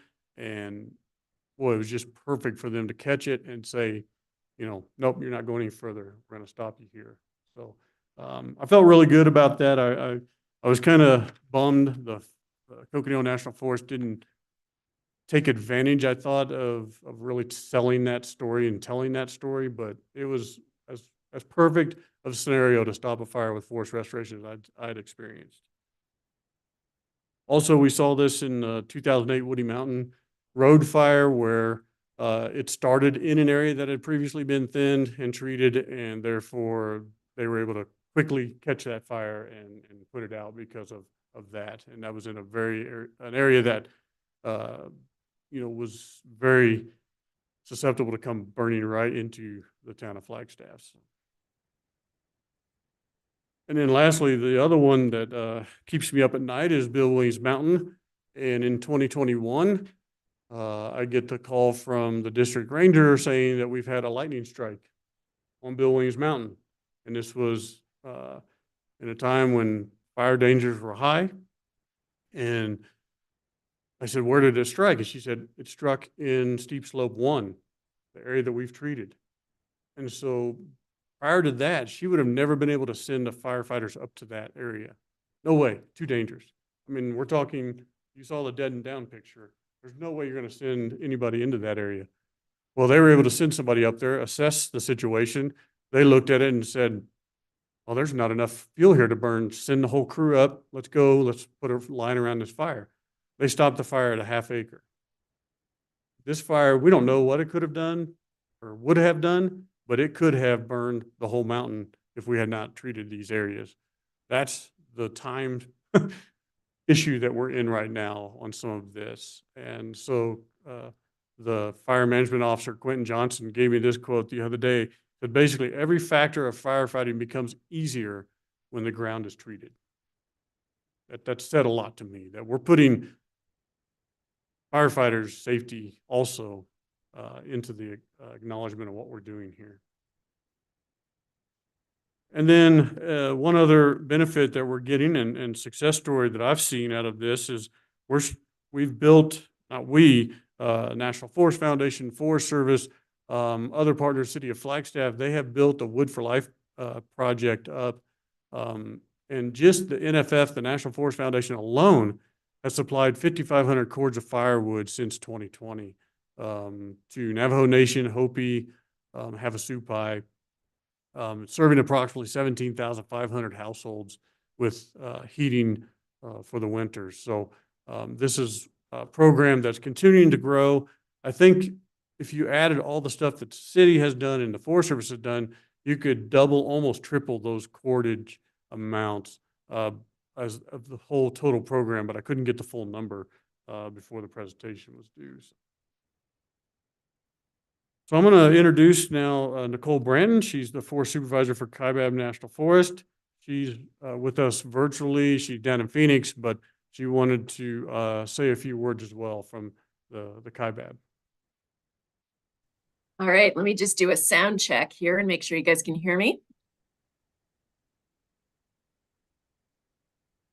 We can hear you. You can hear me. Great. Thank you. Well, thank you for having me. I apologize that I am not with you in person. I did have to be in Phoenix this week, so thanks for accommodating a connection remotely. So as Jay said, I am the Forest Supervisor for the Kaibab National Forest for just under 2 years, but I was also a district ranger down in Sedona for about 6 years in the Coconino National Forest. So that means I'm one of the Forest Supervisors and part of the board of directors for the Forest Restoration Initiative. I've also been an agency administrator on a number of fires that were mentioned today, both wildfires like the Slide Fire and the Pipeline Fire, as well as a number of prescribed fires and beneficial fires, as Supervisor Horstman said. So I am really just here to talk about how important the Bill Williams project is as one aspect of the 3 priorities that Jay mentioned earlier. So Bill Williams Mountain is the priority for the Kaibab National Forest. This is the biggest return on investment that we can get in terms of the benefit of treatment on the forest. The previous speaker set me up really well for laying the groundwork for both what Bill Williams is in terms of what conditions are on the ground, and also what's at risk if we don't treat. The return on investment to amplify what Dr. Sanchez-Metter said is about being able to burn Bill Williams Mountain. And the Bill Fire, as Jay described, is a great example of how the treatments on Bill Williams are working. So especially, that occurred without having gone in and burned, all the more redeeming that investment that we've made once we've completed treatments over the entirety of the north side of the mountain and are able to introduce fire. So these are really complex, expensive acres. So the need to do it right, to be able to treat the dead and down material that's on the forest is absolutely key, so that the investment that Coconino County, the Forest Service have made of taxpayer dollars is something that we see the benefit of over a longer period of time, so that we aren't in a condition, as Dr. Sanchez-Metter described, of having allowing that dead and down material to build up again. Steep slope logging is relatively easy and is something that is done widely across the West. Removal of dead and down material like that on steep slopes is quite a bit more complicated. And in 2023, in the 3rd phase of steep slope treatment, we learned quite a bit about how complex that is. We reached the densest area of dead and down on Bill Williams, and 2023 was a learning year. And as part of 2023, what we did was realize that we needed more flexible tools in terms of our agreements. And we are now in the process of submitting those draft agreements to execute with our implementing partner, the Nature Conservancy, who I know is there present in the room with you today. So we now have more flexible agreements, and we have a new timeline for treating that. So as Jay said, there's about 1,000 acres left to treat on the north face of Bill Williams, which is the area that has the greatest risk to communities. So I'm really here to kind of put the period, I guess, at the end of the sentence of what some other folks have presented today in terms of what our shared partnership moving forward on Bill Williams is. And it really, truly has been a shared partnership from the very beginning. I'm probably the latest arrival to this partnership. There's folks there in the room who've been part of it much longer. So there's really just a couple of things that the Forest Service is asking from you all today. So one is to continue to participate in that partnership, to continue to have your Forest Restoration Director, Jay, be part of the Bill Williams implementation team and communication team, because it does take this constant communication and flexibility to make sure that we are being adaptive to the conditions as we experience them and able to move forward with these flexible new agreements. The second is that the $2 million of flood control district funding that is currently allocated in the older Bill Williams Mountain agreements, that's reallocated into the new agreements.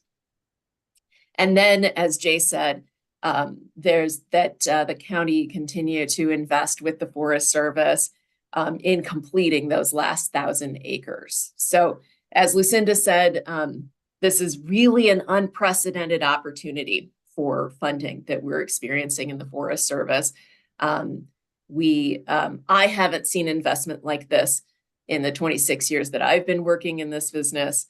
And there's a recognition on the Forest Service's part that this is a wildfire crisis. And so the Forest Restoration Initiative is part of the wildfire crisis strategy that the Forest Service is engaged in right now. And we haven't seen investment like this before. So the opportunity, it really is now. You heard the ask in terms of the continued shared proportion of the funding to implement Bill Williams. That is really about the need under Forest Service regulations for there to be a non-federal match in our partnership with the Nature Conservancy. That's Forest Service regulation. That's not the Nature Conservancy's requirement, but we are not able to bring 100% of the funding to the table, not necessarily because of the availability of funding, but because of the nature of our rules as they relate to agreements. So it literally can't be done unless we have that partner match from the county. So what I would like to pursue, and this may be a little bit of a curveball for Jay and Lucinda, is that under our new legislation, we do often have the opportunity to request a waiver from the partner match.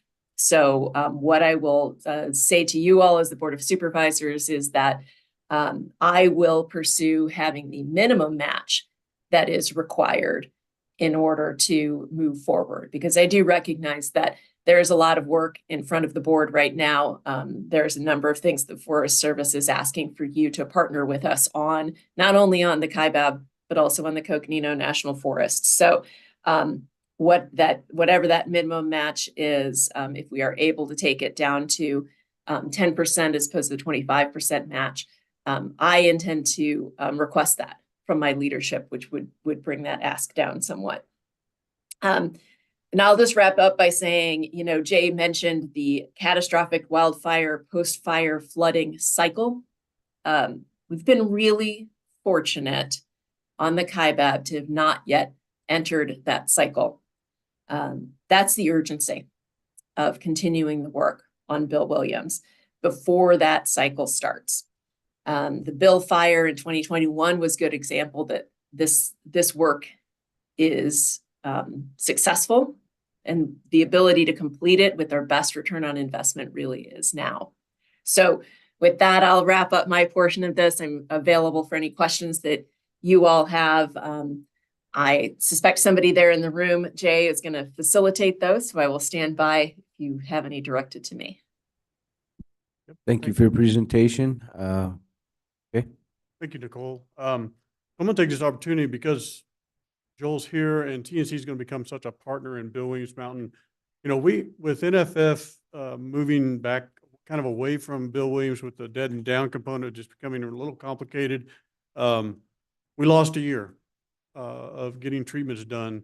And so Joel and I and the staff at the Forest Service, we're like on hyperdrive. I don't know what you want to say. I mean, we're trying to get this back on track as fast as possible. So I want to bring Joel up real quick, let him kind of talk about what role TNC is playing in this and how, we're working together to try to get this back on track quicker. So, Joel. Thank you, Jay. Thank you. So TNC is an organization that is guided by science. We work very closely with Dr. Sanchez Metter and ERI, as well as other institutions around the nation. And part of that science-driven work, we focus on innovation, efficiencies, and reducing the cost of restoration type work. So since about 2017, we've been active with on-the-ground forest restoration on the Coconino and the Kaibab National Forest. And to date, we've completed about 15,000 acres across the two forests, including about 2,200 acres on the Bill Williams footprint. So we know this landscape really well. And so the opportunity to partner with the Kaibab, with Coconino County, to introduce our innovations, our efficiencies, our science-driven work is just a perfect combination. We've got the experience, we've got the partnerships, and we're very excited to get started on this as soon as possible. And as Jay mentioned, really the Forest Service, the county, and TNC are in hyperdrive to get all the agreements in place so we can get started on this work immediately. Happy to take any questions. Thank you. Supervisor Horstman. And thank you for being here, and I'm so glad to hear that. And I know that Nicole has also made a commitment to Coconino County to try to get this going forward as fast as we can.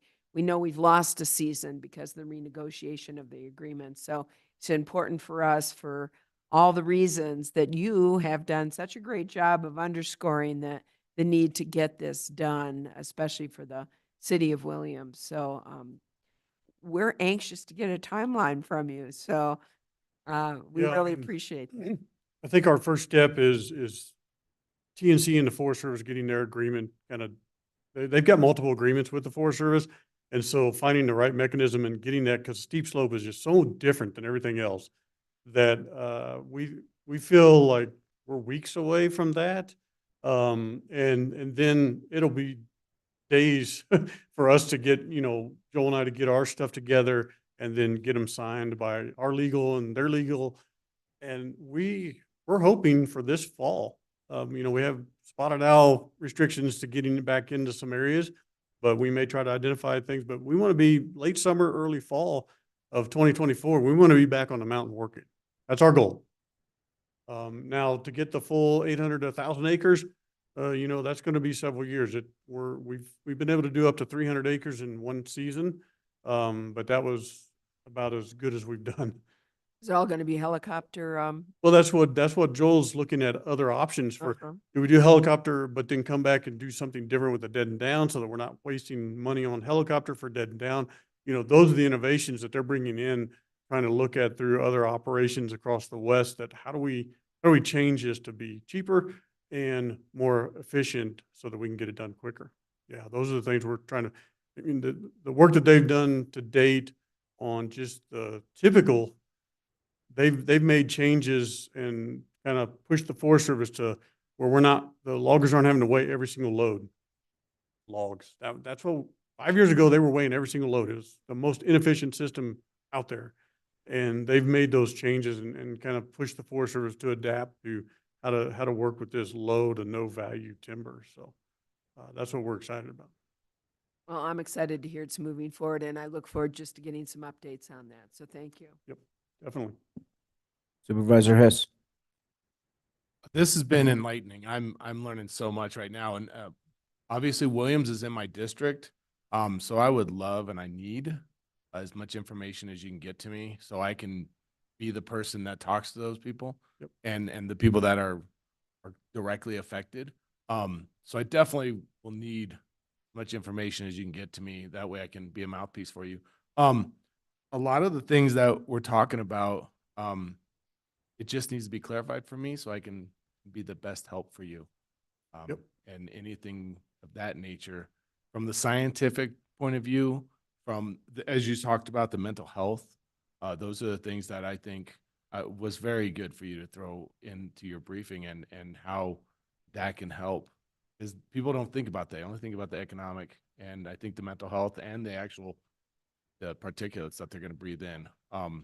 Those are the things I think are the scary stuff that we need to make sure they understand. Not only to scare them, and that's not the goal, it's just to educate them Right. so they can understand when we Why talk we're doing about what we're doing. evacuation. Yes, correct. So, all that will be super helpful. Also, Well, you don't know this, but we have a meeting scheduled next week, so. yeah, I do. But, Okay, I didn't know if yeah. you knew that or not, but. Yeah, we're gonna show up, but I wanted to make sure you understood that I'm super Yep. Motivated to understand this and really get educated on this, so I can help you and so we'll, Supervisor Horseman. So we're coming over there and we're looking forward to it, because this is important and it's something that needs to be done, as you said, as soon as possible. Yeah, So and Joe Loveridge and I, he did most of the science work behind Yeah. Bill Williams and Oak Creek. So he and I will meet with you and go over that to get you a little bit more of the details. Yep. So you can understand and when people ask questions, you'll know how to answer those. because I'm on a steep learning curve on this one. Yep. I know this is going to be highlight of people's questions, especially Sedona. Yep. And there's more to Bill Williams Mountain, as we all know. So, Yep. Yep. Give me as much information you can and then load me up, because I don't have time to sit on this matter. I got to jump in and get hot on this one. Appreciate that. So, Yep. Thank you. Thank you. Any other comments? Few more slides and then we'll be ready for all the questions that you want Okay. to ask. Please proceed. To that for your awareness, coming in new to this, that the city of Williams, the council itself has been extremely supportive of this and has historically made other asks of the county and the district and has really stepped away from that because they know the level of investment we've made in this, how critical it is. And I've really respected them for that and they've been very supportive.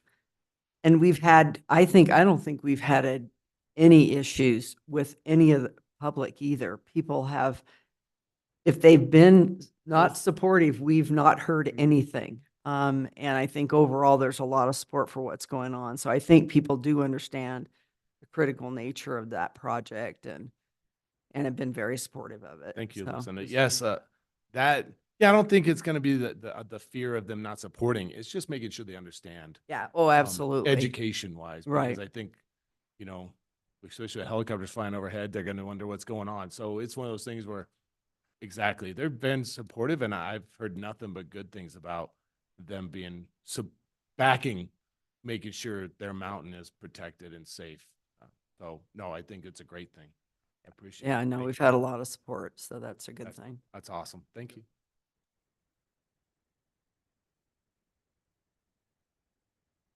Okay, so just real quick to summarize what all this that you've heard today, we've looked at all these ways that catastrophic wildfire negatively impacts Coconino County through public safety, economic, the health, environmental, carbon emission, all the stuff that it can negatively affect.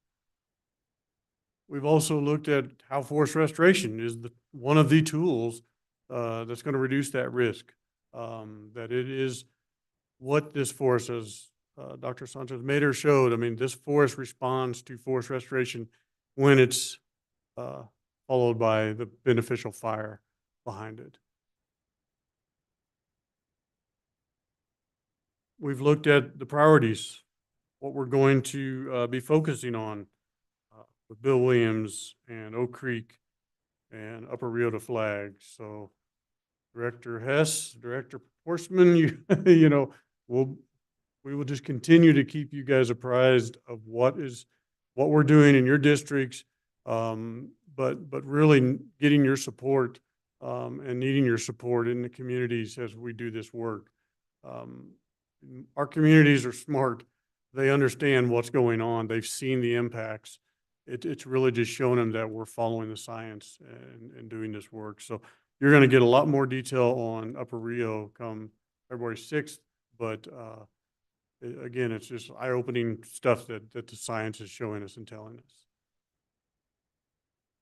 So coming up, February 6th, we're going to go over those results, the Upper Rio de Flag watershed study and the economic impact study. So we'll just dive right into that. That'll be the whole session. talking about Upper Rio. Then February 27th, we'll bring in the Forest Services. Lucinda mentioned be the Matt McGrath show with the district ranger talking about what is the Forest Service plan for the Upper Rio and how do we fit into that plan? That's going to be the important part is what is the ask? What do they need? Kind of like Supervisor Branton talked about, she gave us what she needs. She's trying to find the least amount that we can do, but being involved and bringing some dollars is what's important. And so we're going to get the same from Matt McGrath as he brings us and we work on that plan together.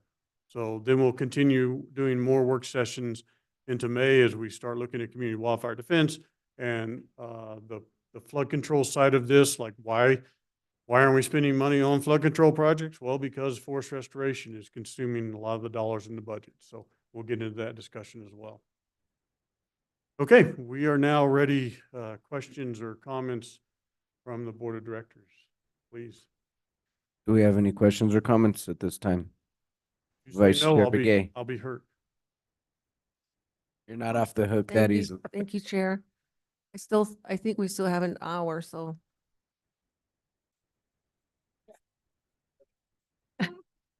I want to go back to your, reviewing the catastrophic wildfire, the cultural disaster portion of it. I just wanted, when you're doing your presentation, I was going to ask that maybe you can put the other reasons why, it's sacred to the native Okay. people. It's not only Navajos, the whole. Oh, yeah. And so 13. you can put the chant, they do their chants up there, their prayers out there, and they do ceremonies for individual or groups of people. So it's a place where they get the medicine also and, just to be at peace with that. So I just wanted to have you kind of put that back. Yeah, in, we'll put it expand there. that. And then the other thing is, the last presentation here, I kind of disagree with, Williams Mountain being first on the list, so I want to move up the Rio de Flag watershed up. No, just kidding. He's looking at me like, what? I just want to thank you for all the forest restoration efforts that you're doing, and then also the forest health. I think is very important. And then you do have a slide in here where people are taking some wood, taking it onto the reservation and disseminating it to people. So I've got some people more involved with that too. So this past weekend we were doing some wood delivery and stuff like that. But we live in very rural communities. Not even I cannot see. We don't have any trees where we live for miles. I can go on top of a hill, look like 3 miles down, and I can see all the animals that are out there. So that's how, the people really need the woods, out there for cooking and, being warm and stuff like that. So I'm really glad that that effort's being done.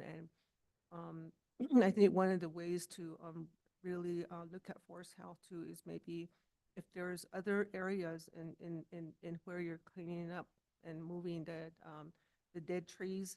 Anyway, maybe have the people just take it because they would really, for Navajos and Hopis, I know they will come and get it on their own with their own money and just saw it up and then haul it away.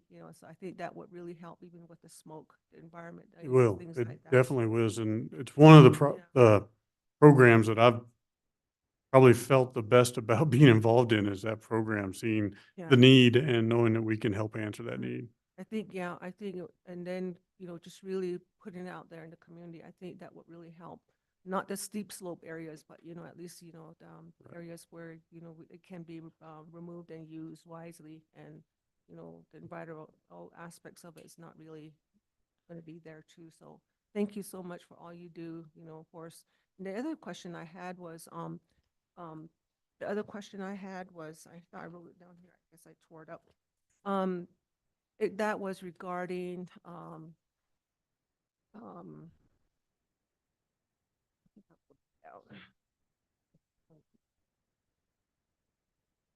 you're talking about massive education,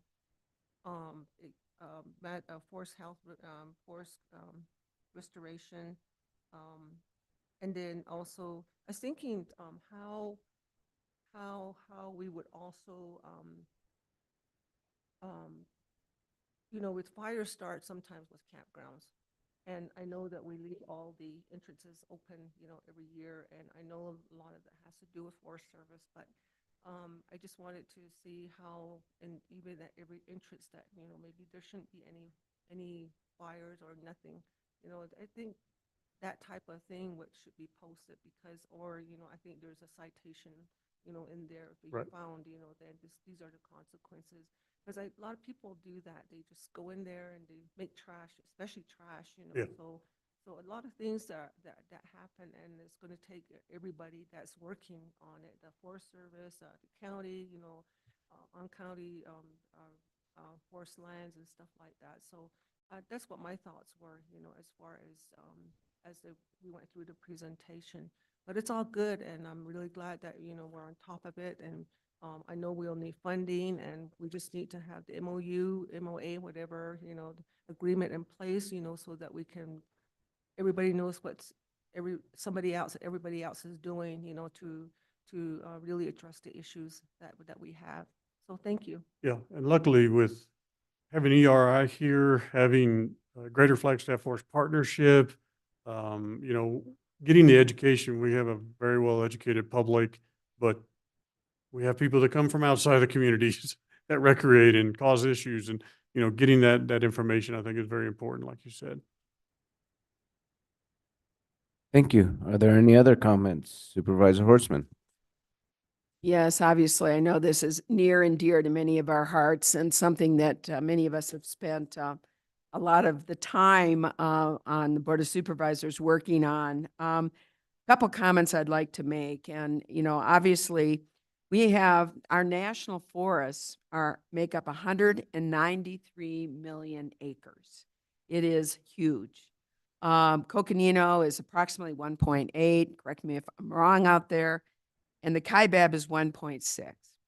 And for the very first, and by the way, that what you have outlined for us on the problems our forests, the unhealthy conditions of our forests, this has been decades in the making.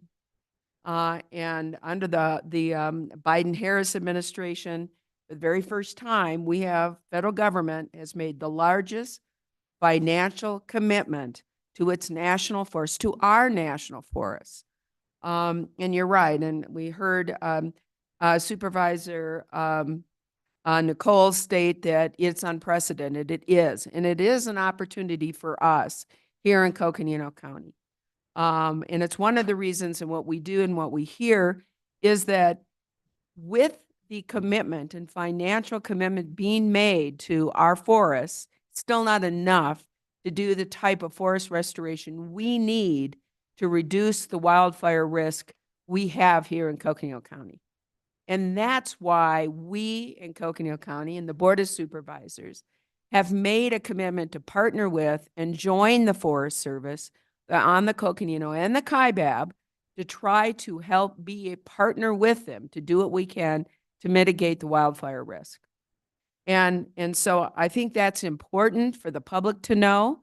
It's the reason that we on the Board of Supervisors maxed out the flood control district tax. Purpose of that tax was to set aside the monies for forest restoration over the next 5 years. And as we go forward, I think we need to discuss, and I'd like to hear from you all, what we are doing with that money that we're taxing our community on to help reduce this catastrophic wildfire risk. And I think the public would probably like to hear that as well. I'm really looking forward to further discussions, especially with the Coconino. I know they weren't able to be here today, on the Upper Rio and what we can do and what they will be doing as we move forward to one of the biggest wildfire risks that we now are facing here in Coconino County and certainly in Greater Flagstaff. So, with that, I know this has been very informative for us here on the board. I look forward to more information. I look forward to getting into the nuts and bolts of where we are, where we're going, what it's going to cost, and what is our county's commitment. So thank you. Yep, thank you. Thank you. Supervisor Hess. Yeah, I've said mainly what I wanted to say. I'm excited about this and I'm tracking our meeting now. New guy. Back to one of your slides here and just kind of go through it a Okay. little bit more too, but go ahead.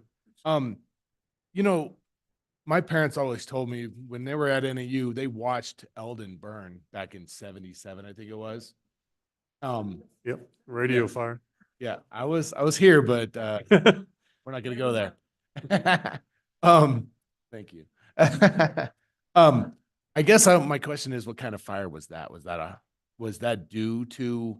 It was a human caused fire. Yeah, correct. But would that have been a cold fire, or was it because we didn't do the proper thinning? I mean, partially, but it was right at the base of Eldon, similar to the Schultz fire, but instead of it burning, the Schultz fire burned out into areas that could have been treated. The radio fire started right at the base and burned up the mountain, and unless there was treatment on the mountain, which at that time had really never been heard of. So, I doubt that there was forest restoration treatments that would have done much for the radio fire. Would that be considered a hot fire? Oh, yes. I Okay. mean, that's why Mount Eldon still doesn't have trees on it, because it burned hot enough. And then what you do on steep slope is once you burn and you expose the soil, then you lose a lot of the soil that the trees just used to grow. And so that's what happened in the radio fire. You have more rock exposure and no soil to grow the trees in.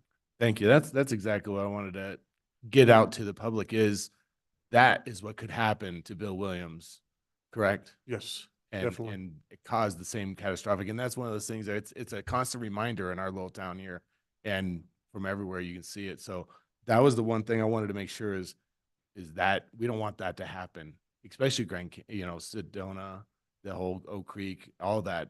So that's just what I wanted to confirm. And again, as my colleagues have stated, this has been very enlightening, and I've learned more next week from you. And I just want to thank you for all the hard work you put into this. Yeah, appreciate it. This has been a very good presentation, and I just want to say I'm behind you, and let's try to do the best we can for our community. Thank you. Yeah, so the number that's missing on this slide from specifically to Bill Williams, with the flood control district investment, the Forest Service investment, and the projected investment we're talking a total of about $35 million. Is this the slide, or you want the one with the graph? Okay. But if you go back to the one that had the bar graphs in it, showing the Schultz fire, the 15 million potential investment we could have done to prevent the $100 million that we end up spending.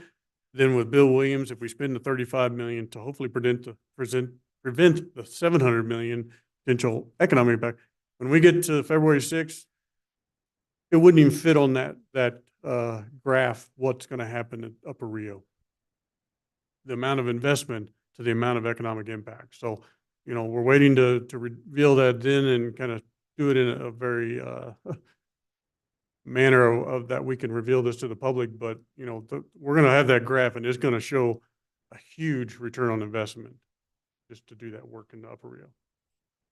Supervisor Horstman. Well, I think we all acknowledge that we cannot, as a community, continue to have the wildfires in the spring and then the post-wildfire flooding. I mean, not only can we not handle it financially, we cannot, handle this as a community. It's why a catastrophic wildfire and post-wildfire flooding remains the #1 risk to our community.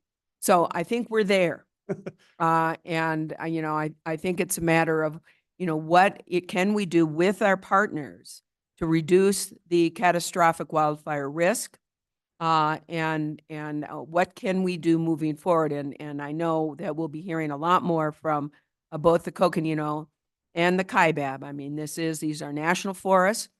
We appreciate the commitment that's been made under this administration for forest restoration work. But quite frankly, it's not enough. And, that is one of the messages we need to continue to deliver back to the federal government.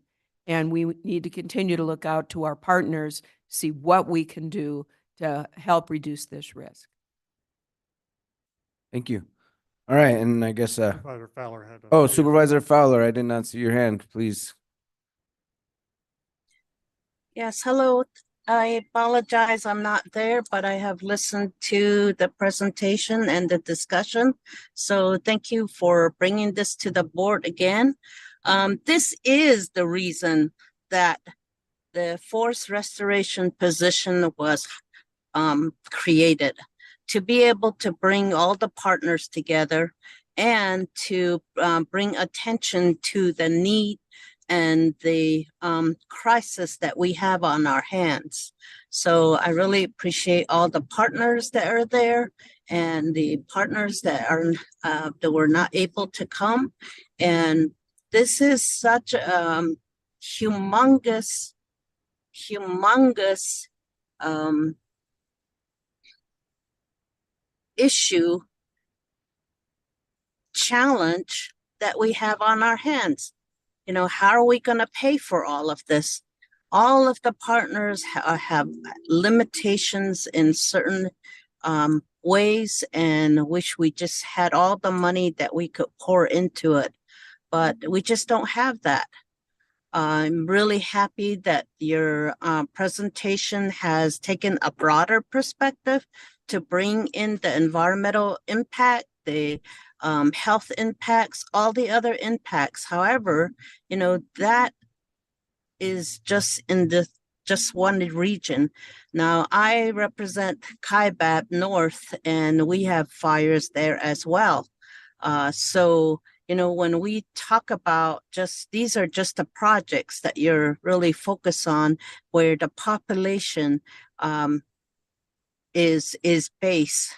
Bill Williams and the Flagstaff region, Oak Creek, Sedona area, and but we have a greater forest throughout Coconino County. So, you know, I just that's what I would add, and I just really appreciate bringing this. And I think the more education we have for the public, and more education and better understanding as to how the partners are working together, I think that's really, really, really good. Thank you, and I'm really happy.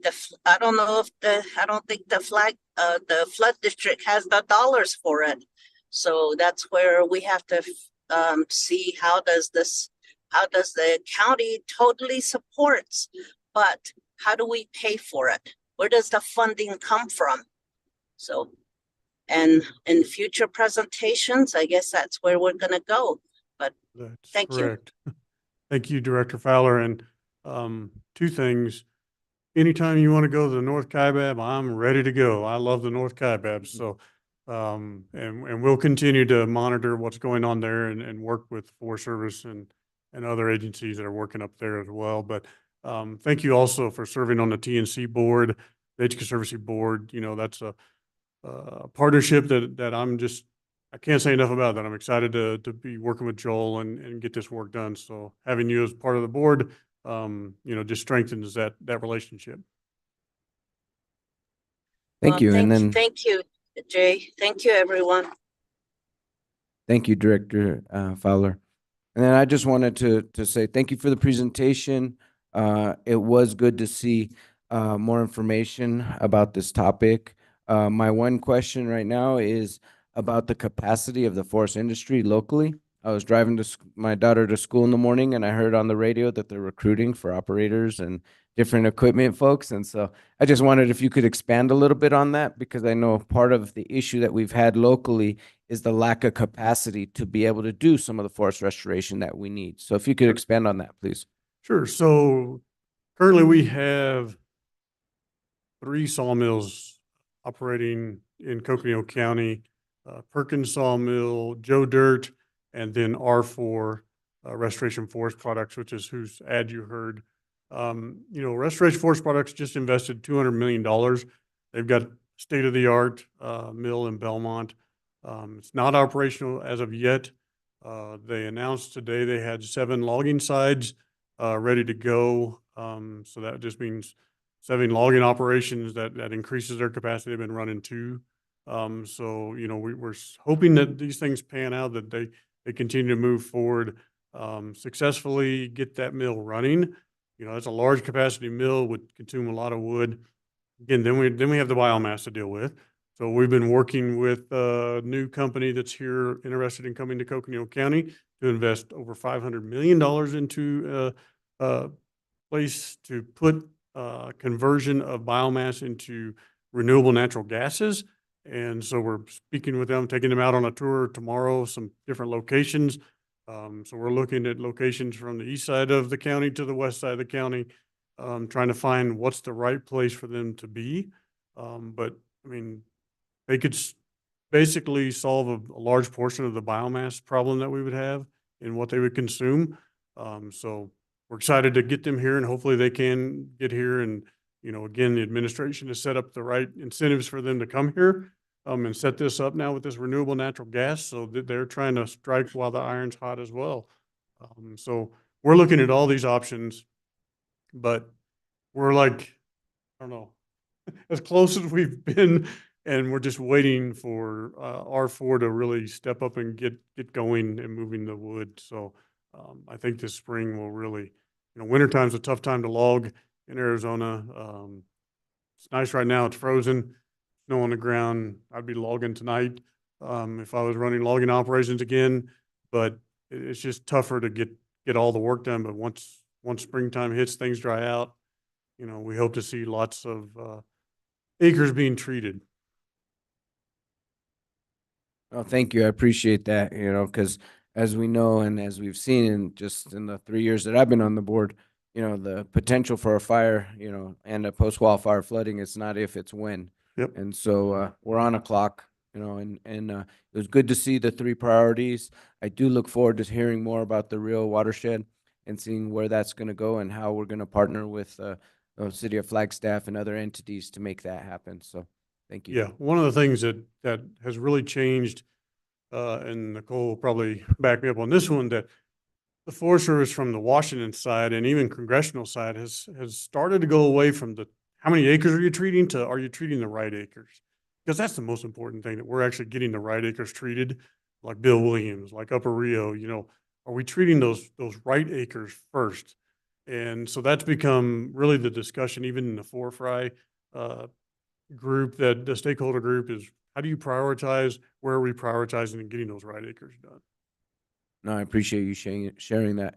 Kind of reminds me of the book Good to Great. It's not about getting them on the bus, it's the right seat on the bus. It sounds kind of same topic or same metaphor. So Yep. That's exciting to hear that there's that shift, because that means we're going to be targeting those key areas that'll give us the most bang for our buck to help protect our communities. Correct. So, thank you. Are there any other questions or comments? Okay, in that case, I guess we'll see you on February 6th for the to be continued. Yes, thank you. Thank Appreciate you. it. Sorry for the long slideshow, but appreciate your attention today. No, we appreciate the slideshow and seeing the visuals. It helps pull it all together. Thank you. All right, we still have a couple items that we have to come back to. So, County Manager?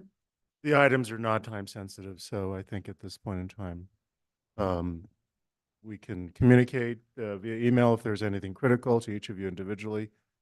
But from this standpoint, we're good. Okay, do any supervisors have anything on roundtable they absolutely need to share? All right, we'll save it for the next time. In that case, meeting adjourned. Thank you.